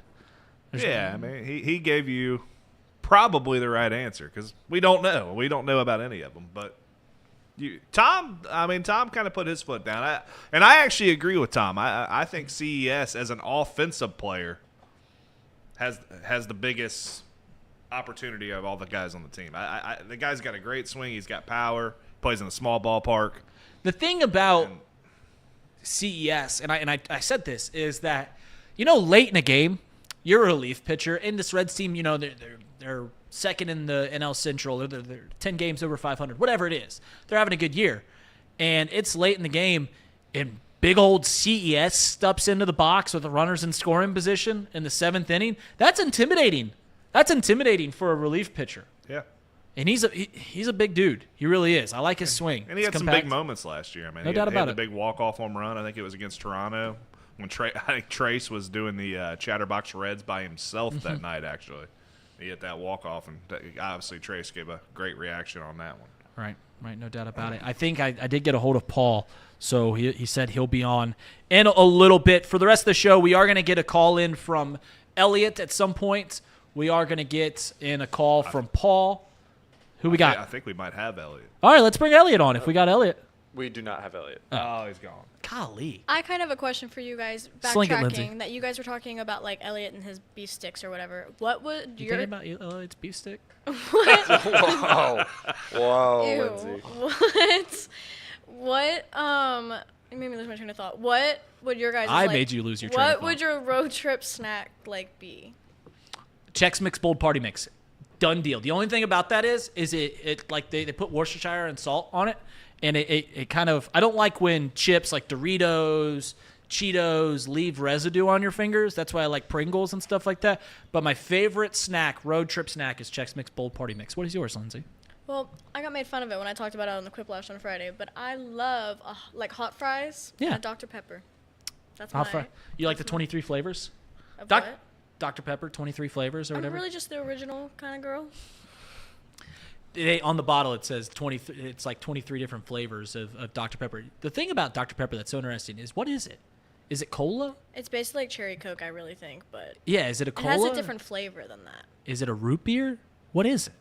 I don't like root beer, but I think It's somewhere in the middle. Yeah, it's something like It's that. somewhere in the middle. Spur, what's your snack of choice? You know, it's a snack that I never really get for when I'm at home for some reason. But whenever I see it on a gas station when I'm out and on a trip, honey barbecue twist Fritos. I always go with those, and I'll see them, and it's usually a little small bag. They don't have those in big bags, but that's probably my go-to. Did I tell you, Casey? Go ahead. So when Mic I on. did it on the show, I said like gummies Turn your and, mic on. and like the Oh, What? It's just not going through my headset. Okay. yeah. Sorry, you want to hear it through your headset there? No, it's all right. Yeah, I had like gummies and like the mixed bag, the Gorditos mixed bag, salt and vinegar chips. Elliot brought up one, I think, or it was Elliot or Trace, but peanut M&Ms. That is the one I'll actually go to. Peanut M&Ms are elite. Like if it's not a long road trip, I will grab peanut M&Ms regardless. Yeah, it's elite. Casey's just getting crushed for gummies. Well, I mean, I'll probably take those It's too on a nice Vegas trip. It's legal. It's legal. Here's what's funny. When we went on the road trip with my dad. I've told this story before, but I don't think I've done it with a mic in front of me. I think I put it in the chat. My dad wanted to go to the AFC Championship game. We take my Silverado. For some reason, we took my Silverado. It has terrible gas mileage, but that's the car he wanted to take because he wanted to have a tailgate. And what snack did my dad use on the road trip? He got himself a big bag of peanuts. And he just started cracking shells, eating the peanuts, dropping them on the floor. Didn't put them in a bag. Didn't put them in the container in which they came. No, just on the floor. My dad treated my 2010 Silverado, the vehicle that perfected transportation, he treated it like a pre-COVID Texas Roadhouse. Just shells everywhere. R.I.P. to the pre-COVID Texas Roadhouse shells. I think we're getting a check-in from the road trip. I think we are hearing from the road trip. So, Casey, are they ready to roll? Yep, they'll be ready in just a second. All right, they'll be ready in just a second. They had a late night. I did not watch any of their content last night. It looked like Elliot was asking where his taxes are going because that's a question we all ask as you start paying taxes. But without further ado, as our boss likes to say, farther ado, let's get a check-in from our boss, Trace Fowler and Elliot Rearing from the road. Guys, how are you? Oh, we're doing absolutely fantastic, and I say that by the guy that didn't have to sleep with Nick Kirby. Second of all, we have a unique situation today where realistically speaking, we got 2 people that got good night's sleep. Everyone else, nothing. So this is gonna be the toughest day of the test of making sure we don't try to kill each other. Elliot, how was your night of sleep? I'm glad you got earbuds in. Still. I found that the earbuds aren't connected to anything. I found that each person has such a unique snoring style, each one louder than the next. We got one guy snoring like a velociraptor, and if you ever watch Jurassic Park, they make that sound. It's the and it's like that. It's like I was at Jurassic Park with Dr. Grant. And then we got Nick Kirby, and his is just, and for everybody who has headphones in that's watching off the bench right now, I'm gonna try to be as quiet as I can. But his is more as like if the world was on fire, I'd imagine his snore would be the sound to alert everybody. And it's I'll tell you what, I had to sleep in the same bed with Nick Kirby because unfortunately there's 5 people. As you know, most hotel rooms don't have 3 beds in them. So I was in the same bed with him. I was slamming the pillow on my ear, slamming as hard as I possibly could. It worked out for the most part, I'd say. It worked out for the most, but there were a couple instances where I thought I was going to die. But other than that, I was great. Other than that, on 3 hours of sleep, we're running high, baby. I do not envy you guys. I'm going to be honest. I thought you guys were getting 2 hotel rooms. 5 people in one room, I can't imagine is going to be No. a good. Okay. Well, we had 2 hotel rooms, but 3 of us were in one room. 3 of us were in one room. Okay. So you guys weren't all sharing beds. And So what happened was Trace took him and Jeremiah, the 2 non-snorers, and they had their own little Heaven's Gate giveaway or gateway over there at the hotel, and they just slept to perfection. They put the little things on your eyes, and you put maybe the little cucumbers on there too, and then they went to bed, and it was all nice and dandy for them. How far did you get into Kansas last night? So you guys drove for what, 3 hours after the game? Yeah, I think 2 hours maybe. Reid, what's the clearance on the van? Can we get it through a drive-through? It's like 9 feet. Let's just go in. Oh, that's at the buzzer, buddy. You're not making that. I wouldn't try it. Listen, that's how one of those solar panels got knocked off. Was I didn't check the clearance. Just park right here in the handicap. All right, so we're gonna stop here. You gentlemen go in. I'll take a number 2. All right, Trace will take a number. All right, so how was the game? You know what a number 2 is, Reid, off the top of your head? From where? McDonald's breakfast. No, I was gonna guess. I don't know. You guys know it? It's a bagel, egg, and cheese. No, but that's all right. Anything else? I'm glad to see really quickly. I was watching the program, Reid. I'm glad to see there was still a lot of sports going on in Cincinnati, a lot of sports talk, a lot of serious topics to cover. And I tuned in, and you guys were talking about your favorite trip snacks for the 14th time. Yeah, we had 2 guests that were supposed to come on, and they didn't get here in time, so we had to fill time. Were they not allowed to come on anymore? Hey, no. That's the rumor. No. Stop that. No, they were allowed to come on. It was just a little late. How was Allen Fieldhouse? Was it fantastic? I would like to hear the report from Elliot because that was his first time coming. But it looks like he's leaving. It sounds like he's. No, let's get back in the van. We're back in the. How was Allen Fieldhouse? Allen Fieldhouse was great. It was spectacular. I think if I had to rank my favorite sports venues, it's without a doubt top 3. I can't think of everything, so you just say top 3 for right now.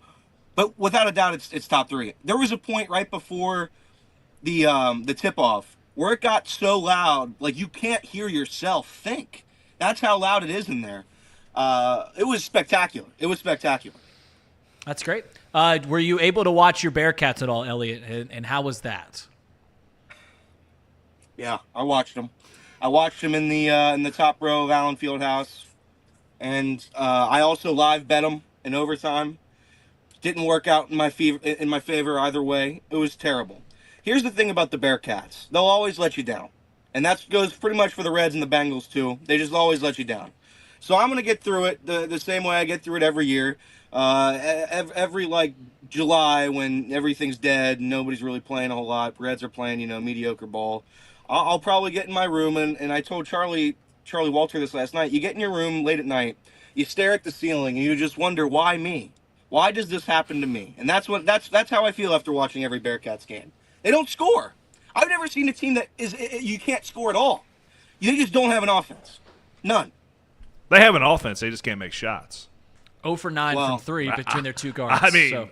I don't know if you obviously didn't get to see the whole game, Elliot, but I think they missed 23 3-pointers last night. I think about 19 of them, they were wide open. You can't get no more open than they were. Well, and then here's the other thing. How is it possible that you foul 4 separate occasions on a 3-point jumper? How is that? I've never heard of that. This team loses in ways that's impossible. Impossible. And every time, I think they were up at least 5 points when they fouled. Up at 5, up 7, up 6. Let's just foul them, make it a one-possession in game again. You know my favorite thing that I was watching? I watched maybe like 2 minutes of this game, so that's the asterisk of the day. Is I loved that Aziz Bandago decided on the most critical, most important possession of the ball game that he was gonna try to get the most important rebound of the game underneath the net. Usually, if you get a rebound underneath the net, the other team scored, but not that time. So shout out to him. He could have played great. I don't know. He might have had 30 points and 20 rebounds, but that was a tough look for him at the end of the game when you're supposed to get a rebound and he didn't get it. Missed the game-winning free throw. I do got something for you guys. You're on a road trip. You got 5 guys. That means you got a lot of drivers. And usually when you go on a trip and you get to alternate driving like that, you try to get a little bit of sleep when you're not driving. Has anybody actually been able to shut their eyes in that van? It's not the most comfortable seat. And doze off for even 10 minutes. Is that Jeremiah's elite, dude. This guy, first of all, I don't understand how he just randomly gets on a podcast last night and starts shouting our promo codes and telling people where to go. He's sleeping somehow. How do you explain how this kid sleeps on the road? He literally just nosedives into whatever leather is around, and that's all he needs. It's truly amazing. Everybody else, no sleep. No sleep. I think we've taken, you can close your eyes a little bit if you're all the way back. You can close your eyes, but you can't really sleep. You can't get into REM. You can't get into the REM cycle. Right. No doubt. Yeah. Today's gonna be tough. If people are gonna be entertained, today's probably the day because we got a lot of edgy people already, and it's legitimately 11 o'clock Eastern, which means out here, who knows what time it is. But point is, we're in a tough spot today. Yeah. Drew Garrison of the $2 super chat says, has Elliot thought of him on the trip? Elliot, have you thought of Drew Garrison? And I'll let you go after that. Yeah, I've thought of him. I've thought of him 7 times. 7 times I've thought of him. All right. Well, to answer your question, I'm going to the bathroom. All right. Well, let's see. How far you got to drive today, Trace? How far are you guys going? We got to go 6 hours. 6 hours gets us to Denver. 6 hours gets us to Denver, and then we kind of I don't even know if it's going to be a rest, but we kind of get an opportunity to at least stay in one place for a day. And then after that, we're back on the road. So, looking forward to it. What game you going to tonight? What sporting event is on the agenda tonight? The Avalanche versus the Red Wings. Now, when I was a kid and I played video games and hockey, I played with the Red Wings. Yeah. So, I don't know. It's one of those things where I don't want to root for the opposing team, but it kind of feels appropriate. Maybe if they got plus money, I might do that. Well, there you go. The Avalanche are pretty very good. They're number 1, I think. I think they're pretty good. I know them and the Stars Avalanche out there in the West. 1. Yeah, so then you're gonna go see the NBA, and you're gonna see the 2 best teams in the National Basketball Association the day after that. We heard from Marty. Yeah. And Marty said he will be in Arizona on the 8th when you guys arrive, and he is very excited to meet your employee, Elliot Rearing. So we got to make that happen. We've got to make that Well, happen. the sad part is the 8th. That's what, Friday? I don't know. Yes, I don't think we're getting there till Saturday or Sunday. I don't know. But you'll have to let Marty know that if he's there next week, we'll be there for sure. Okay. But well, if he's still in town, you gotta make that happen. All right. Thank you for checking in. No doubt about it.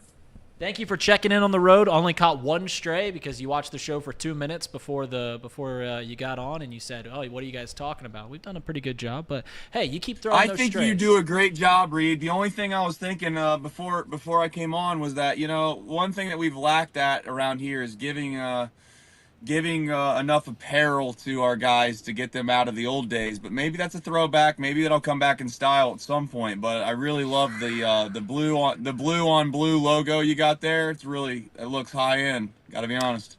Listen, I wear this to show seniority. That's why I wear this. It's to show that I've been around these parts. Like the old brick buildings in the old cities that you go through, all the wood. Yeah. They shatter through a nuclear holocaust. The wood, the brick will stay, and so will I. They drop a nuke on Chatterbox, and I'll still be wearing this apparel. That got passed out at the old office. I believe. It did. Yes, yes, it did. I wore yesterday. I wore the original polo. So we'll keep it going. All right, Trace. All right, Reid. Thank you for. I got to go get some food, and we got to get on the road. Enjoy that number 2. I will, and I shout out Ray Kroc because if it wasn't for him, we wouldn't be eating here. Yeah, I think you need to watch that movie again because you took something wildly different that most people took out of it. And you should watch the Social Network too because I think you took something different from that movie as well. Maybe we were watching different movies. I don't know. Maybe we might have been probably two different perspectives or 2 different viewpoints. I'll rewatch it and I'll give you a review. All right, sounds good. All right, that's the check-in from the road. You noticed, and right as we get that. We get a freshly woken up Paulie Fishsticks. Paulie Fritschner is joining the show. Look at that bedhead. Yeah, baby. Look at that bedhead. Yeah, you look great. You look great. Oh, yeah. I thought about throwing a hat on. I thought about combing my hair for you guys, but I thought, you know what? If I don't throw the hat on, it'll be a nice little throw to last March. So I'll just do it like that. We're working from home today. We're going to Butler tonight. It was a late night last night getting some stuff done, editing some stuff. And so I have not showered yet today. I am just freshly here for you, Reid. Hey, I appreciate you coming in. We text on Monday, said, hey, would you want to come on the show Wednesday? Xavier plays against Butler. Come on the show. You said yes. The one caveat you told me was send me a text in the morning so I remember. And what did I fail to do is send you a text in the morning as a reminder. And then at 11 o'clock I go, oh, yeah, I was supposed to remind Paul. Well, I reminded you at 10:59. So, yeah. It's all good. It's all good. Casey's email a couple hours ago was all good. So, yeah, we're here. Sounded like the fellas are having a good time. I watched they were on for 2.5 hours last night or something. I saw. Yeah. I watched probably 10 minutes of it when it looked like Elliott was going to pass out in the back of that van. That was interesting. Poor Elliott. That's a long road trip. He was cursing the U.S. government at one point and their taxes and inability to pave roads. And hopefully he makes it through. They're going to be going through the mountains today in that van. Not the smoothest ride, but we got plenty to talk about. Let's talk about the Xavier Musketeers traveling up to Hinkle. You'll be there. What is there to say about this Xavier team? They've got to get to 19 wins. That's 4 wins. It doesn't look good, but they get a chance to beat a quote unquote rival tonight on the road. So. Good opportunity for Xavier tonight. Yeah, it's senior night at Hinkle, and it's a game that the Butler fans care a lot about. I mean, it's a game that Xavier cares a lot to win. It's a local team that you want to beat. But, I mean, look, yeah, you're right. Now you're in a situation where Xavier has to win the Big East tournament to get in to the NCAA tournament. So at this point, you're just hoping that you can get the easiest possible path next week at MSG, and, maybe something breaks your way. Maybe there's some upsets. Look, if Xavier beats Butler tonight and Seton Hall beats Villanova, there's a decent chance that you're playing or that you're avoiding the UConn side of the bracket, and then maybe you get hot. I mean, at that point, you've beaten, 3 of the 4 teams that you'd probably play on that side of the bracket. You'd potentially play DePaul on night 1 on Wednesday. You might play Seton Hall on Thursday. Then maybe something goes right and you play somebody on Friday that you've already beaten. And I mean, who knows, Reid? It's a fun time of the year to hop in the simulator lab and think that, everything could break your way. But I also have to remind myself when you're looking at all this that confidence is back. because you beat quite literally the worst power conference team of all time in DePaul and a Georgetown team that probably should have won that game, but couldn't hold on because they don't really know what they're doing either. So, yeah, it's. I'm not going to sit here and say that this team is built for anything over the next 10 days. But if you want to sit here and have faith, if you want to sit here and think that they can do something, which, they did it back in 2004. That was a much different team with a lot of. The makeup of that team was much different than this team. We'll put it that way. But if you want to sit here and have fun and look at the bracket for March, you got to hope that they beat Butler tonight, and then maybe Seton Hall pulls something off against Villanova. Yeah, you mentioned the confidence is back after 2 conference wins, but it's against the 2 weakest teams in the Big East. DePaul, baby. Hey, yikes. Hey, never take DePaul wins for granted because we've known how the past few years have gone. So you don't take those for granted. You're right. Not so much.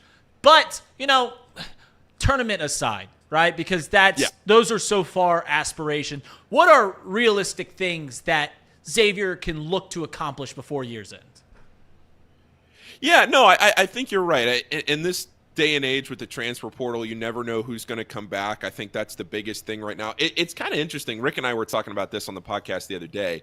It almost feels like the transfer portal in college basketball right now has taken on this life of its own, like NBA free agency, where fans are almost looking forward to the transfer portal and what happens in the offseason just as much, if not more, than what actually happens during the season, because it's just there's so much roster turnover. They want to know what's going to happen. They want to know what players they can get.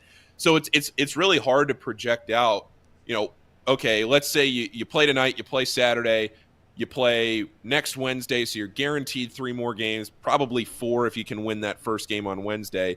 What can you see over 4 games? I mean, you would like to see guys like Desmond Claude and Davion McKnight, 2 guys that you're hoping are cornerstones of your team next year. Just keep the rhythm going. Score on Saturday. Don't regress. Have a nice close to the season. Quincy Oliveri, he's not going to be back next year. Dalen Swain posted an Instagram picture from the hospital the other night, so probably not counting on seeing him much over the next couple of weeks.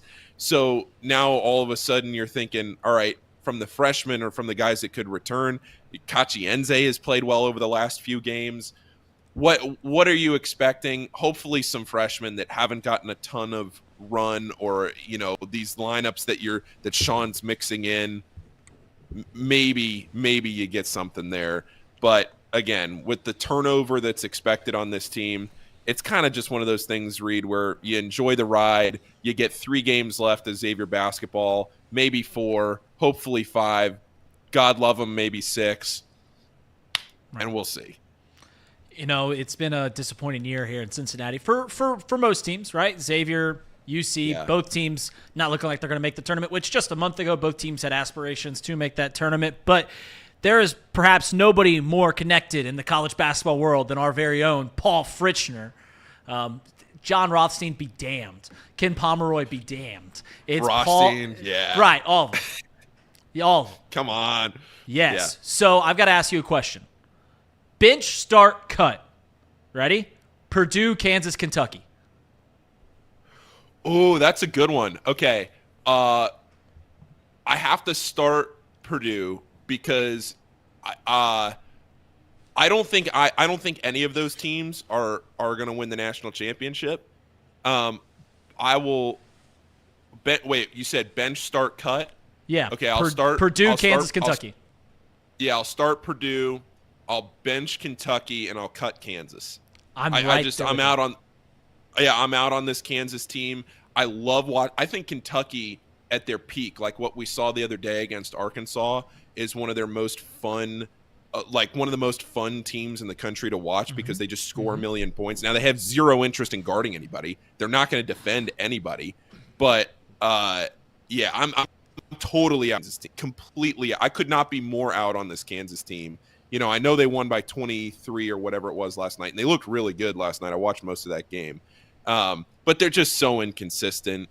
You could say the same thing for Kentucky, but at least Kentucky scores a million points, and they're a little more aesthetically pleasing to watch. I do think this Purdue team, that game last night where you don't have a ton to play for. You're trying to hope that Illinois doesn't win a share of the Big Ten title. I thought last night, because Illinois is a really, really tough matchup for Purdue outside of Zach Edey. So for Purdue to go on the road to Illinois and win that game against a pretty good Illinois team, I've always kind of been out on the Big Ten, but I'm going to give Purdue more credit than they usually get. I still don't think they're a national championship team, but they're not going to lose in round 1 this year. They'll make the Sweet 16, and then beyond that, it's March. Who knows? Yeah, I'm the exact same way. Everyone is selling Purdue when their stock's about as low as it can be, right? For a team that is a national champion contender. They are a contender, but everyone's like, they just because of how they've performed in the tournament the last couple of years. I'm with you on Kansas, but everyone that I say that I'm out on Kansas will bring up the fact that they have beaten UConn. They have beaten Kentucky. They have beaten Tennessee. This was 2 months ago. But when someone pushes back and says this Kansas team has perhaps the best wins in the nation, what would you say to that? You're right, and the health of Kevin McCullough is going to be a big question mark there too, because as he was hurt for a little bit, he's kind of easing his way back into this. So if he keeps playing and playing well, if Kansas has their full complement of players, you're coached by maybe the best coach of the modern era in Bill Self. So you're never going to necessarily count them out. But between the teams that you listed, I'm out on Kansas of those 3 teams that you listed. Could Kansas get to the Elite 8? Sure. But there are too many top-end teams here this year that, to me, Kansas feels susceptible. I like Houston. I think Houston's beating this Kansas. They were to somehow get matched up, in the second weekend or beyond. I just don't think that this Kansas team, among the good teams this year competing in March, they're not a team that I'm going to put a ton of stock in, which might mean that, they go to the Final Four. God knows. All right, on a somber note, did you have the funeral for Jackie yet? Oh, bro. It's so sorry. Tough. I'm so sorry for your loss. It's so tough. Yeah, I was in the drive-thru of the Burger King, and it just completely died. And when I'm telling you it died, like people are like, "Oh, your car died." I'm telling you, like, I couldn't even put the car into neutral to push it out. Like, it was totally battery, everything dead, nothing going. So it's dead. You and I talked the other night about potentially putting like an alternator and a battery in it, at least getting it to start, so that way you might be able to sell it for a little more. And then I felt like, oh, if I did that, maybe I just drive it a little more. I don't know. Like, I pushed her to 210,000 miles. I cleaned out so many bottles of Pawnee water the other day when I was cleaning out everything from the trunk. I was just pulling Pawnee bottles left and right. Shout out Pawnee Water, PAHHNI water.com. Yeah, it was just it's tough. But she lived a great life, nothing I can complain. But have we started the search for a new vehicle? Have you got a new vehicle? No, I have not gotten a new vehicle yet. I'm sharing a family vehicle right now. I test drove a Volkswagen, I think it was a Tiguan the other day, because they had a 0%. A 0%. It was great. Problem with me is I'm so tall and lanky that you get into these like kind of smaller cars, and my head's hitting the ceiling. So it's like you need the leg room. It's kind of it's a tough sell. But yeah, I don't know. I'm hoping once the tournament's done, once I get back from New York next week, and things have calmed down a little bit, I'll probably hit it up a little more. But here's the thing. Things aren't calming down, because just after basketball season, you're gearing up to get hitched. How is the wedding planning going? Is it all good? That's true. Yeah, it's between planning the honeymoon, between buying a car, between planning the wedding, and trying to find a place to live. All four of those things basically have to happen. Well, besides the wedding, that's in June. But everything else in the next like 4 weeks, Reid, I'm telling you, it's a lot at one time. It's a lot for your boy to handle at one time. But everything's going good. Lizzie's taking care of a lot of it. So I honestly, It sounds a lot like Casey. Like everything, when I think back to everything we talked about with Tracy Jones and Casey for a year, a lot of it sounds like what Lizzie and I are doing. So yeah, it's good. It's we all go through similar pools. Where are we thinking honeymoon? Okay, so I think I found it last night. I'm not 100% set yet, but I think after like 2 months of looking, I think I found it last night. Antigua. Never been to the Caribbean, but I think Nice. I found a place. I found a place that, yeah, we had looked at a couple of places, and then when the car thing happened last week, I was like, we might need to rearrange and use some Peel it points back. here, and do some things a little differently. But yeah, no, we found a place there last night because it's tough in the Caribbean in June because the rain and seaweed and stuff and everything else. hot. I don't know. I've never been down there, but it is hot. But that's that's where I'm at. I was in the Caribbean in August, and I've never felt the sun that hot. Obviously, June's not as hot as August, but it's a beautiful place. Did we have a question from Spurs? Spurs got a basketball question. I haven't Sling talked it, to Paul Spur. in a while. Yeah, It Spurs. wouldn't be right if Spur. I didn't- How are you, man? Doing all right. How about you, buddy? I'm doing great. I got a couple things for you, actually. Let's go.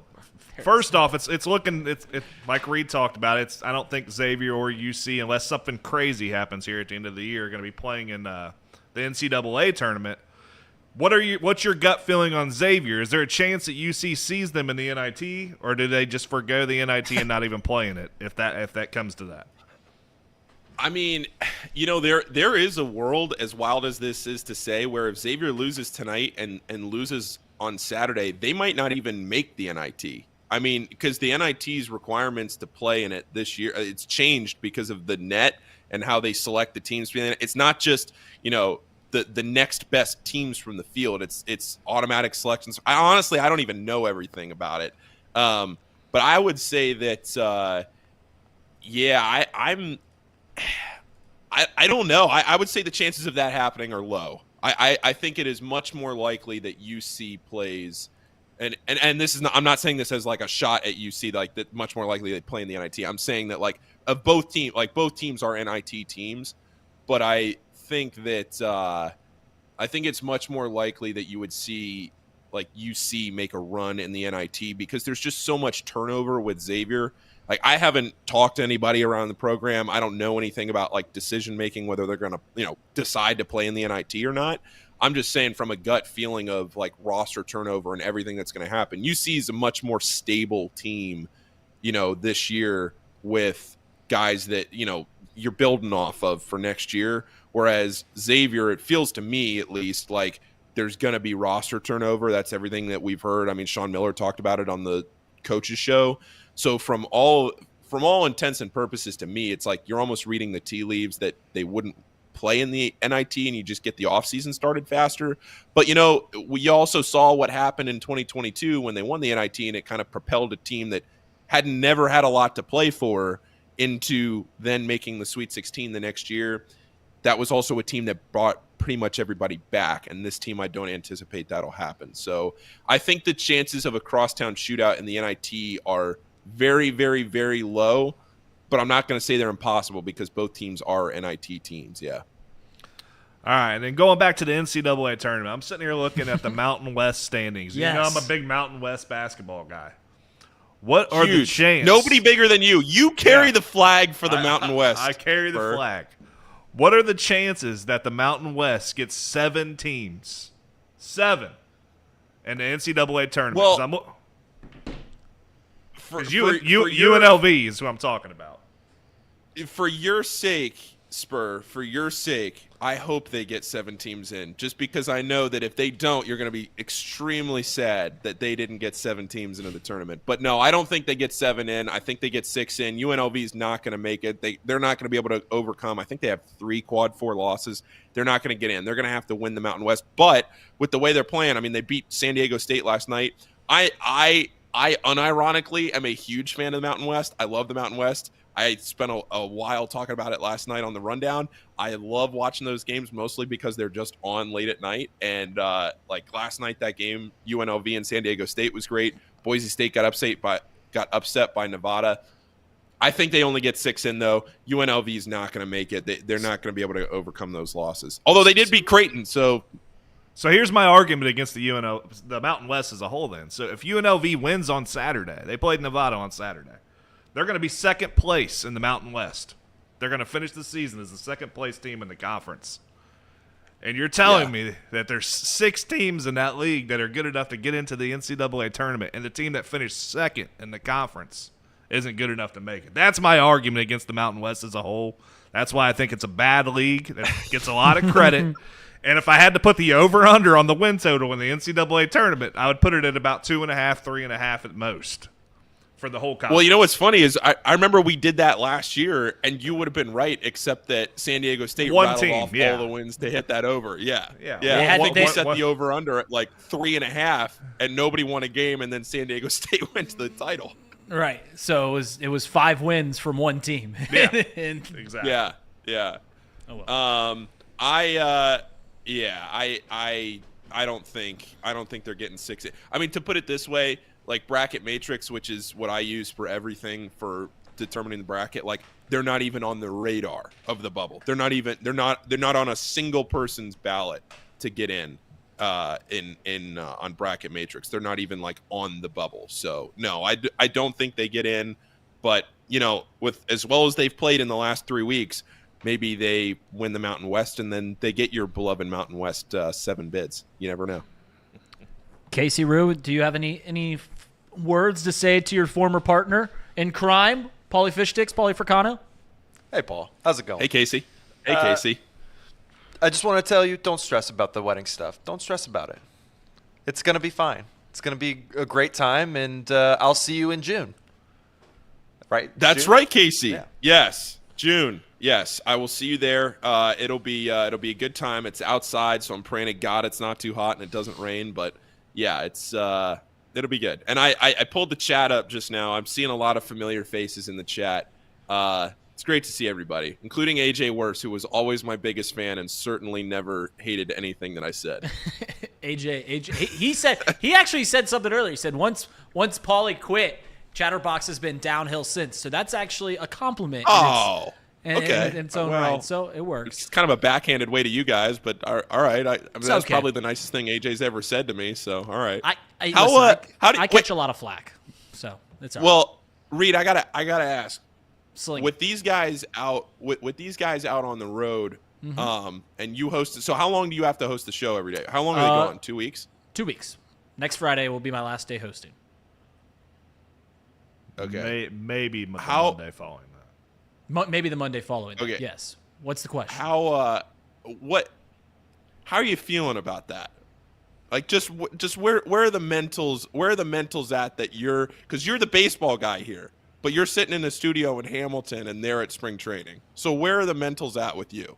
I've pretty evident. I've made my stance on this pretty clear.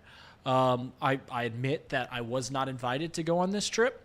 But even if I would have been invited, I would have said no. I would have turned it down because it doesn't sound like a whole lot of fun. It doesn't sound like going to Allen Fieldhouse to see the Sunflower Showdown, hopping in a van, going to Denver, seeing the 2 best teams in the NBA play, seeing one of the best teams in the NHL play, then going down to see national parks that I've never been to and seeing spring training in Arizona. I've never been to the Cactus League. Obviously, the Cubs are out there and not too far from Goodyear, Arizona. Going to Vegas. Yeah, they're right. They're right there. They're right down the road. Yeah. Yeah, going to Vegas.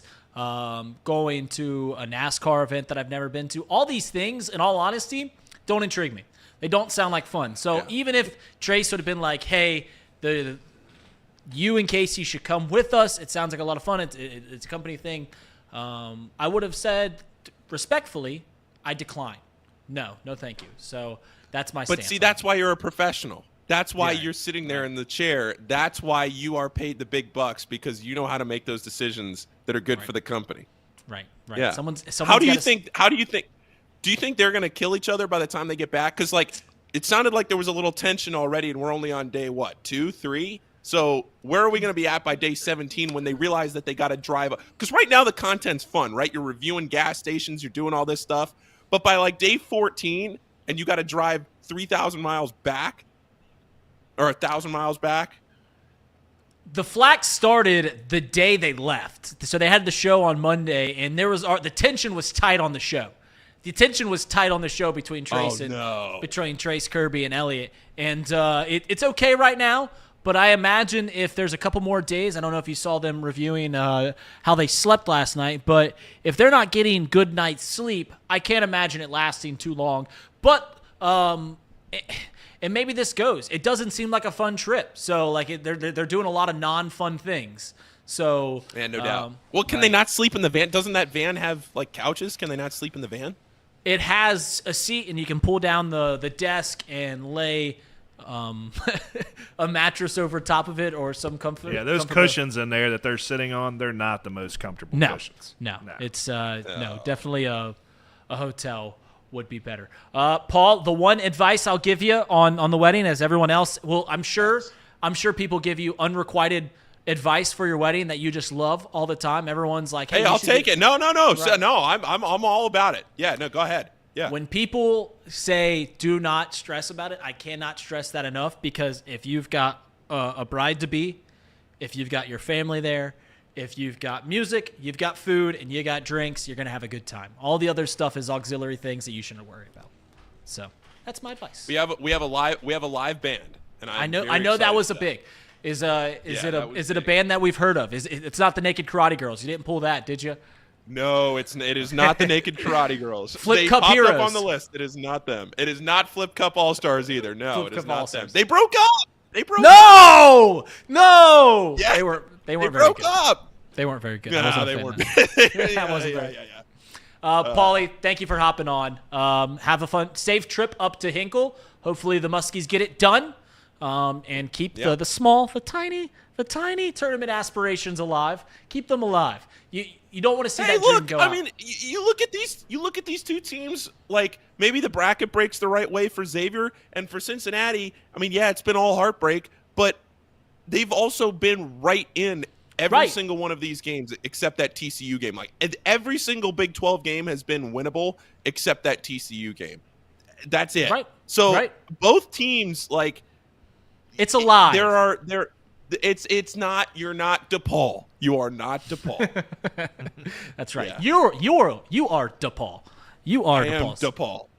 Yeah. All See you, right. Paul. Thanks for hopping on. See you guys. See everybody. See you, Paul. See you, Paul. Always a delight talking to Paul. He just makes my day a little brighter. Always a delight talking. A couple to Paul. things real quick. I want to make sure we didn't miss. We had a super chat, I think, come in from RM at some point. Okay. Casey, if you can get that up, and then Sir Boy Wonder. Second year of being, I think, or second month, of being a member. I think I seen that come through earlier. So shout out to him. Nice. So shout out to our chats. I think we got all of the ad reads done. We still got 10 minutes to fill. I made it a mission to make it to noon. So I'm enjoying the show. $5 super chat from RM. Guys, kind of surprised. Chatterbox subs haven't skyrocketed after last night's feed. Love Seabox Reds and Off the Bench. Thank you, RM, for being a fan. We really do. It's cool. I know sometimes you look at the chat and you're like, only 100 people. $2 super chat. Did Paul find everything at Crate and Barrel? Crate and Barrel, listen, Crate and Barrel's got good stuff. Crate and Barrel's got great stuff. So thank you, Sir Boy Wonder. We didn't ask Paul that, so I apologize for not asking Paul that. If he's still in the chat, he can answer that. Crate and Barrel's got great stuff. I like that. But sometimes you look at the chat and you're like, only 100 people are watching. But then you realize that 100 people are making your day. Like, you are part of their day. So that phrase that a lot of hosts say, thank you for making us part of your day, that's true. Like, people wake up and they go like, I got to watch Off the Bench today. That is so cool. That is so cool. And it's cool for us when we go out and people are like, hey, I love the show. And you're like, hey, nice to meet you. Thank you for watching the show. All that stuff is very cool. And we don't take it lightly. Truly, we don't take it lightly. I know I joke around about all the different things, and we're not very serious on the show sometimes. I know I've been deflecting and saying all the things about the road trip. I've got responsibilities here, so I'll keep poking the bear on that one, and not the spur bear, just the bear. I will. Yeah, not to mention the people that can't watch us live that do watch us after the fact. I mean, you think there's 100 of you in here right now live. There's about 700, 800, 900 other people. We at least get 1,000 listeners. Even more than that, to be honest with you. Yeah, because the podcast people too. We got people that just download the podcast. We appreciate all of you. Sure. Nick Mormon with the question. Read, on a scale of 1 to 10, How great is the atmosphere at the Elida Fieldhouse at tournament time? Nick Mormon's from Northwestern Ohio. My first job out of college was I was a sports editor at a newspaper up in Northwestern Ohio, and they love themselves basketball up there. Love it. Every gym you walk into is so big comparable to the school. I remember there was one school that I covered that was called Crestview, very good basketball school. They graduate 38 kids a class, 40 kids a class. Their gym has 1,000 people in it every game. 1,000 people in it every game. The entire town shuts down. They go to the basketball game. They know every single basketball player. It's the coolest thing. Elida Fieldhouse is bigger than Hamilton's gym, probably 3,500, and it is packed to the brim every tournament game. It doesn't matter who's playing, Elida, Kalida, Crestview, Delphus St. John's. Doesn't matter who's playing in that gym. It is incredible. It's brick, it's metal, so it gets so loud in there. If you are a fan of amateur basketball, you need to go to Northwestern basketball. It's very similar to what you hear about Indiana high school basketball, to where every gym holds thousands of people, and they love it. It's like that way up in Northwestern Ohio. It's really, really cool. I got to make it back up there. There's one school called Ottawa Glandorf. Their gym is called the Supreme Court. I don't know how many people it holds, probably about 1,000 people. They sell their season tickets in advance. And there's like a 10-year waiting list on season tickets on high school sports. It's really cool. It is really cool. So if you ever get a chance and you like amateur sports, you should go up to the Elida Fieldhouse or wherever the tournament's being played in Northwestern Ohio, because it truly is a great time. We're opening up the phone lines? Yep. I'm going to open it up for the last 10 minutes of the show. So if any of you want to call in, the number is at the top right here. I don't know if you can see that, but 888-513-2269 is the number. Call in that, and we'll talk. Also, what about our boss giving a straight to Lindsay, because she brought up the snacks argument? Yeah, he's like, I that see. was a fair question. Right, and he's like, I see you guys are talking about snacks. Also, we've talked about sports in the 2 hours. We've talked about sports 90% of the time, and we asked the question that he asked last week. And he's like, I see you guys have nothing to talk about. That was a good question when he asked it. Right. Yeah. It rubs me the wrong way. I wasn't in here when that question was asked, so right. Last week when they were doing top 5 list of random stuff every single day, and today our intern, Lindsay, who's doing a fantastic job, just asked the simple question, what do you guys get on this road when you're on the snack? As we talk about the road trip all the time, and he's like, I see you guys are doing that question for the 30th time. Oh, well. Chi-Town Real Estate, we love you. I love you, Reid, Casey, and Spur Baby. I love you, chat. We love you. Comrade, Hammer and Sickle. Oof. And then Nate responded to Nate on March 25th. That's when the Kenner and Kev show will start simulcasting here on Chatterbox Correct. Sports. So after today's show, this show will redirect you to the day one vlog. Trace sent us a text and say that you will get a day one vlog. So they're actively doing that on the road and producing that stuff. So after this show, you'll get there. We will have box lunch today. It's Wednesday. We're going to do some Quiplash. We're going to talk about all things. I didn't have the heart to interrogate Paul on being Sean Connor or not. I didn't have the heart to do that because he did come on the show. But he's still on my list of suspects. We still have a great list of suspects, and we'll talk about Sean Connor a little bit for the members. Maybe we'll get into it here live on the show. Sean Connor hasn't messaged in a while. He has not Especially messaged today, in a while, so but he's watching the show because he emailed me today. I've said this before. Anytime that Sean Connor emails me, it feels like I'm like corresponding with the Zodiac Killer. It's troubling. It feels like I'm getting away with something. Reid, what years did you work at the Fieldhouse? I didn't work at the Fieldhouse. I worked for the Van Wert Times Bulletin, and the year was 2018, August. 2018 is when I started, right after I graduated, and then I worked there until July of 2019. What was interesting about that job, and you hear oftentimes people that go in the media, sports media field, they talk about how much they get paid. My summer job, I was getting paid like $16-17 an hour cutting grass. And I enjoyed it. Enjoyed my boss. I enjoyed my coworker. He's my best friend. I was having a lot of fun doing that every single day. And I applied for this job to be the sports editor at a newspaper. And I got paid $12 an hour to do that job. I was in charge of the sports paper at the Van Wert Times Bulletin. and had to write all those articles, had to write a story on every single sporting event that all 3 high schools in Van Wert County, Lincoln View, Crestview, and Van Wert did. I'm talking girls golf. I wrote an article about it. Boys tennis, wrote an article about it. Every single sporting event. I wrote a game recap, quotes and all, of every soccer match that those teams faced over the spring, over the fall, whole 9 yards. It was a lot of work. Got paid $12 an hour. So I took a pay cut to move away, buy an apartment, and do that job. But it was fun. I enjoyed it for the 11 months that I did it. Would never do it again. It actually is interesting because we made the newspaper in Adobe InDesign, as most newspapers are made.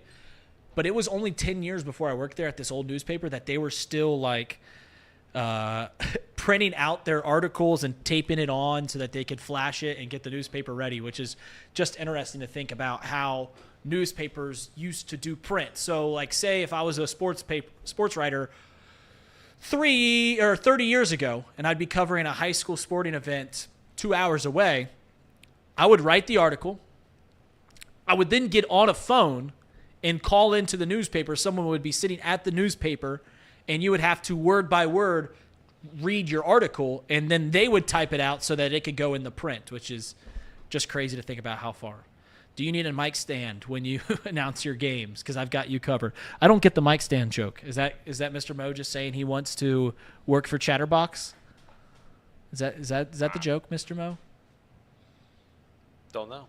I don't know. Casey, I sent you a cherry on top if you want to gear that up, because it doesn't seem like we're getting We just now got one. We got a call in? Yeah, we just now got one. All right, so we're gonna talk to this person momentarily. The show will end at 12 because we're gonna do the vlog, day 1 vlog. We then will go into box lunch as well.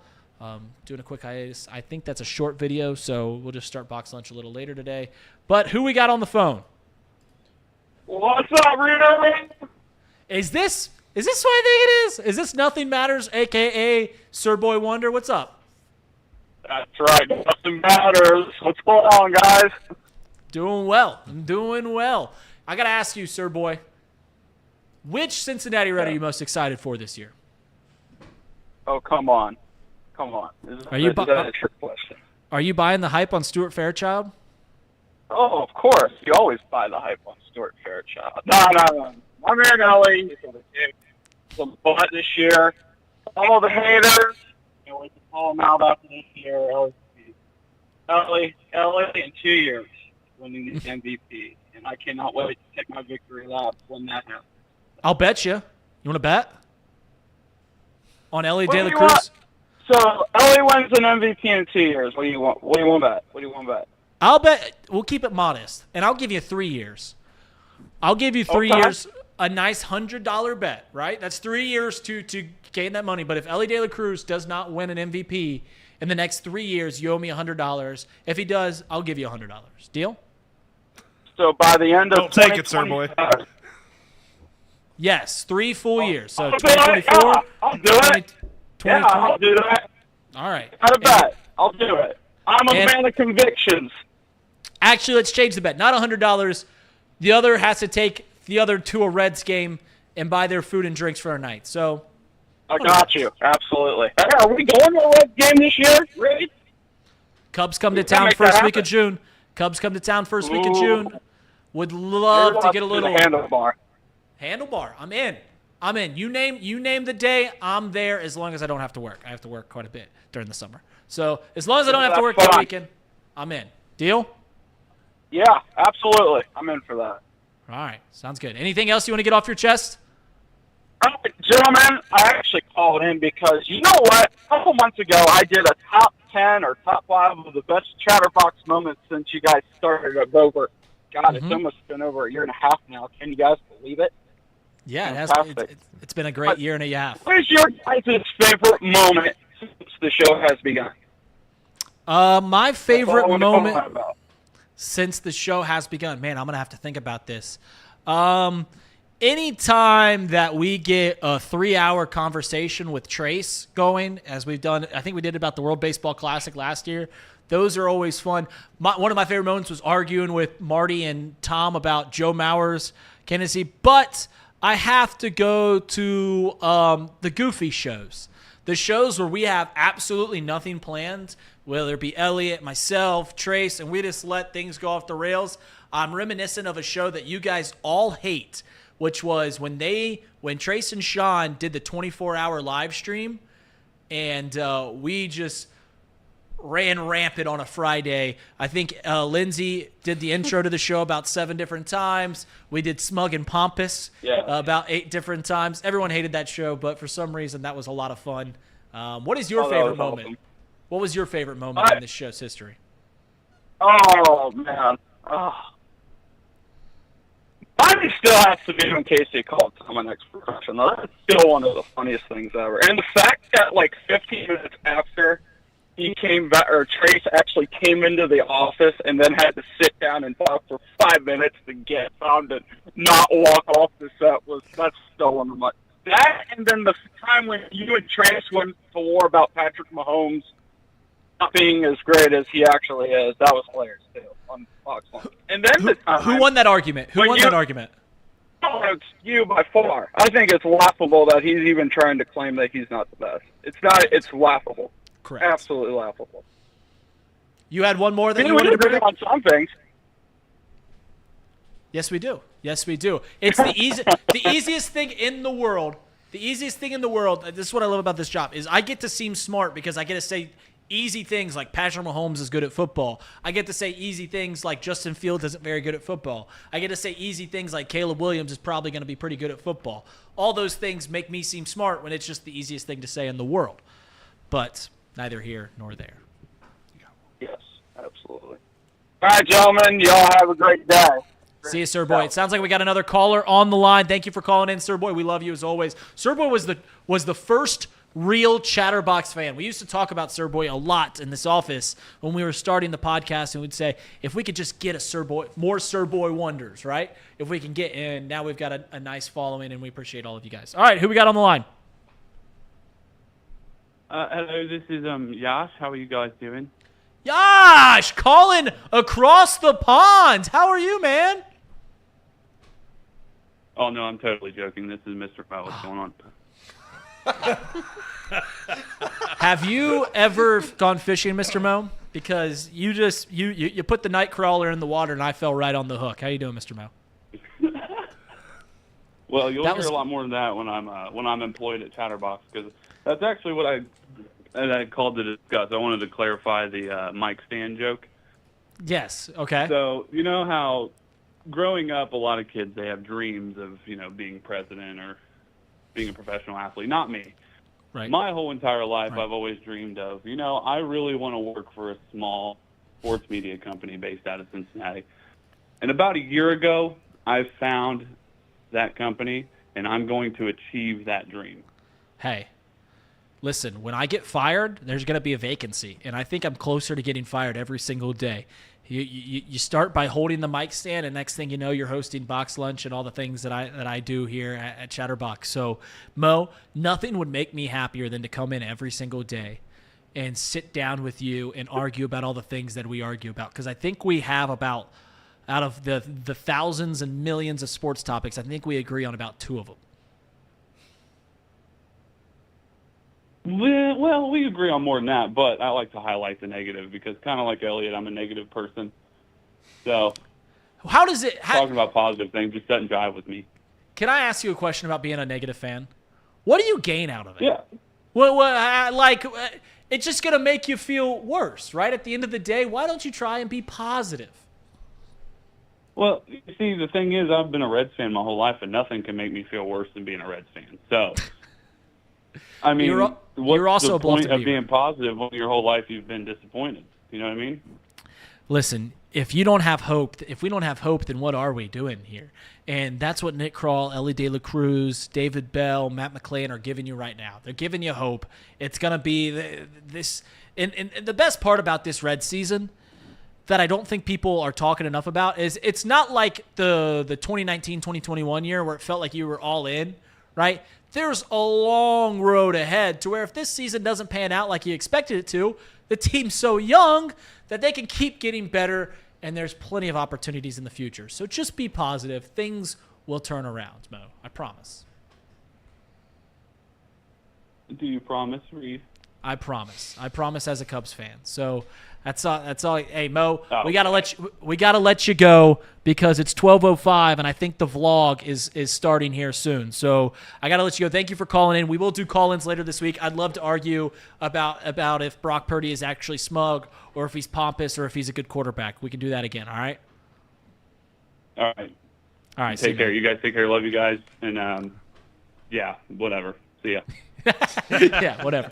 Love you, Mr. Mo. All right, quickly let's run that cherry on top because we got to pay the sponsors. Do you have that ready to roll? All right. All right, so I wanted to show this. This was on Twitter yesterday, and I think this is just so cool. It's from MLB The Show. This is the UDF cherry on top. Casey? This honestly is really cool.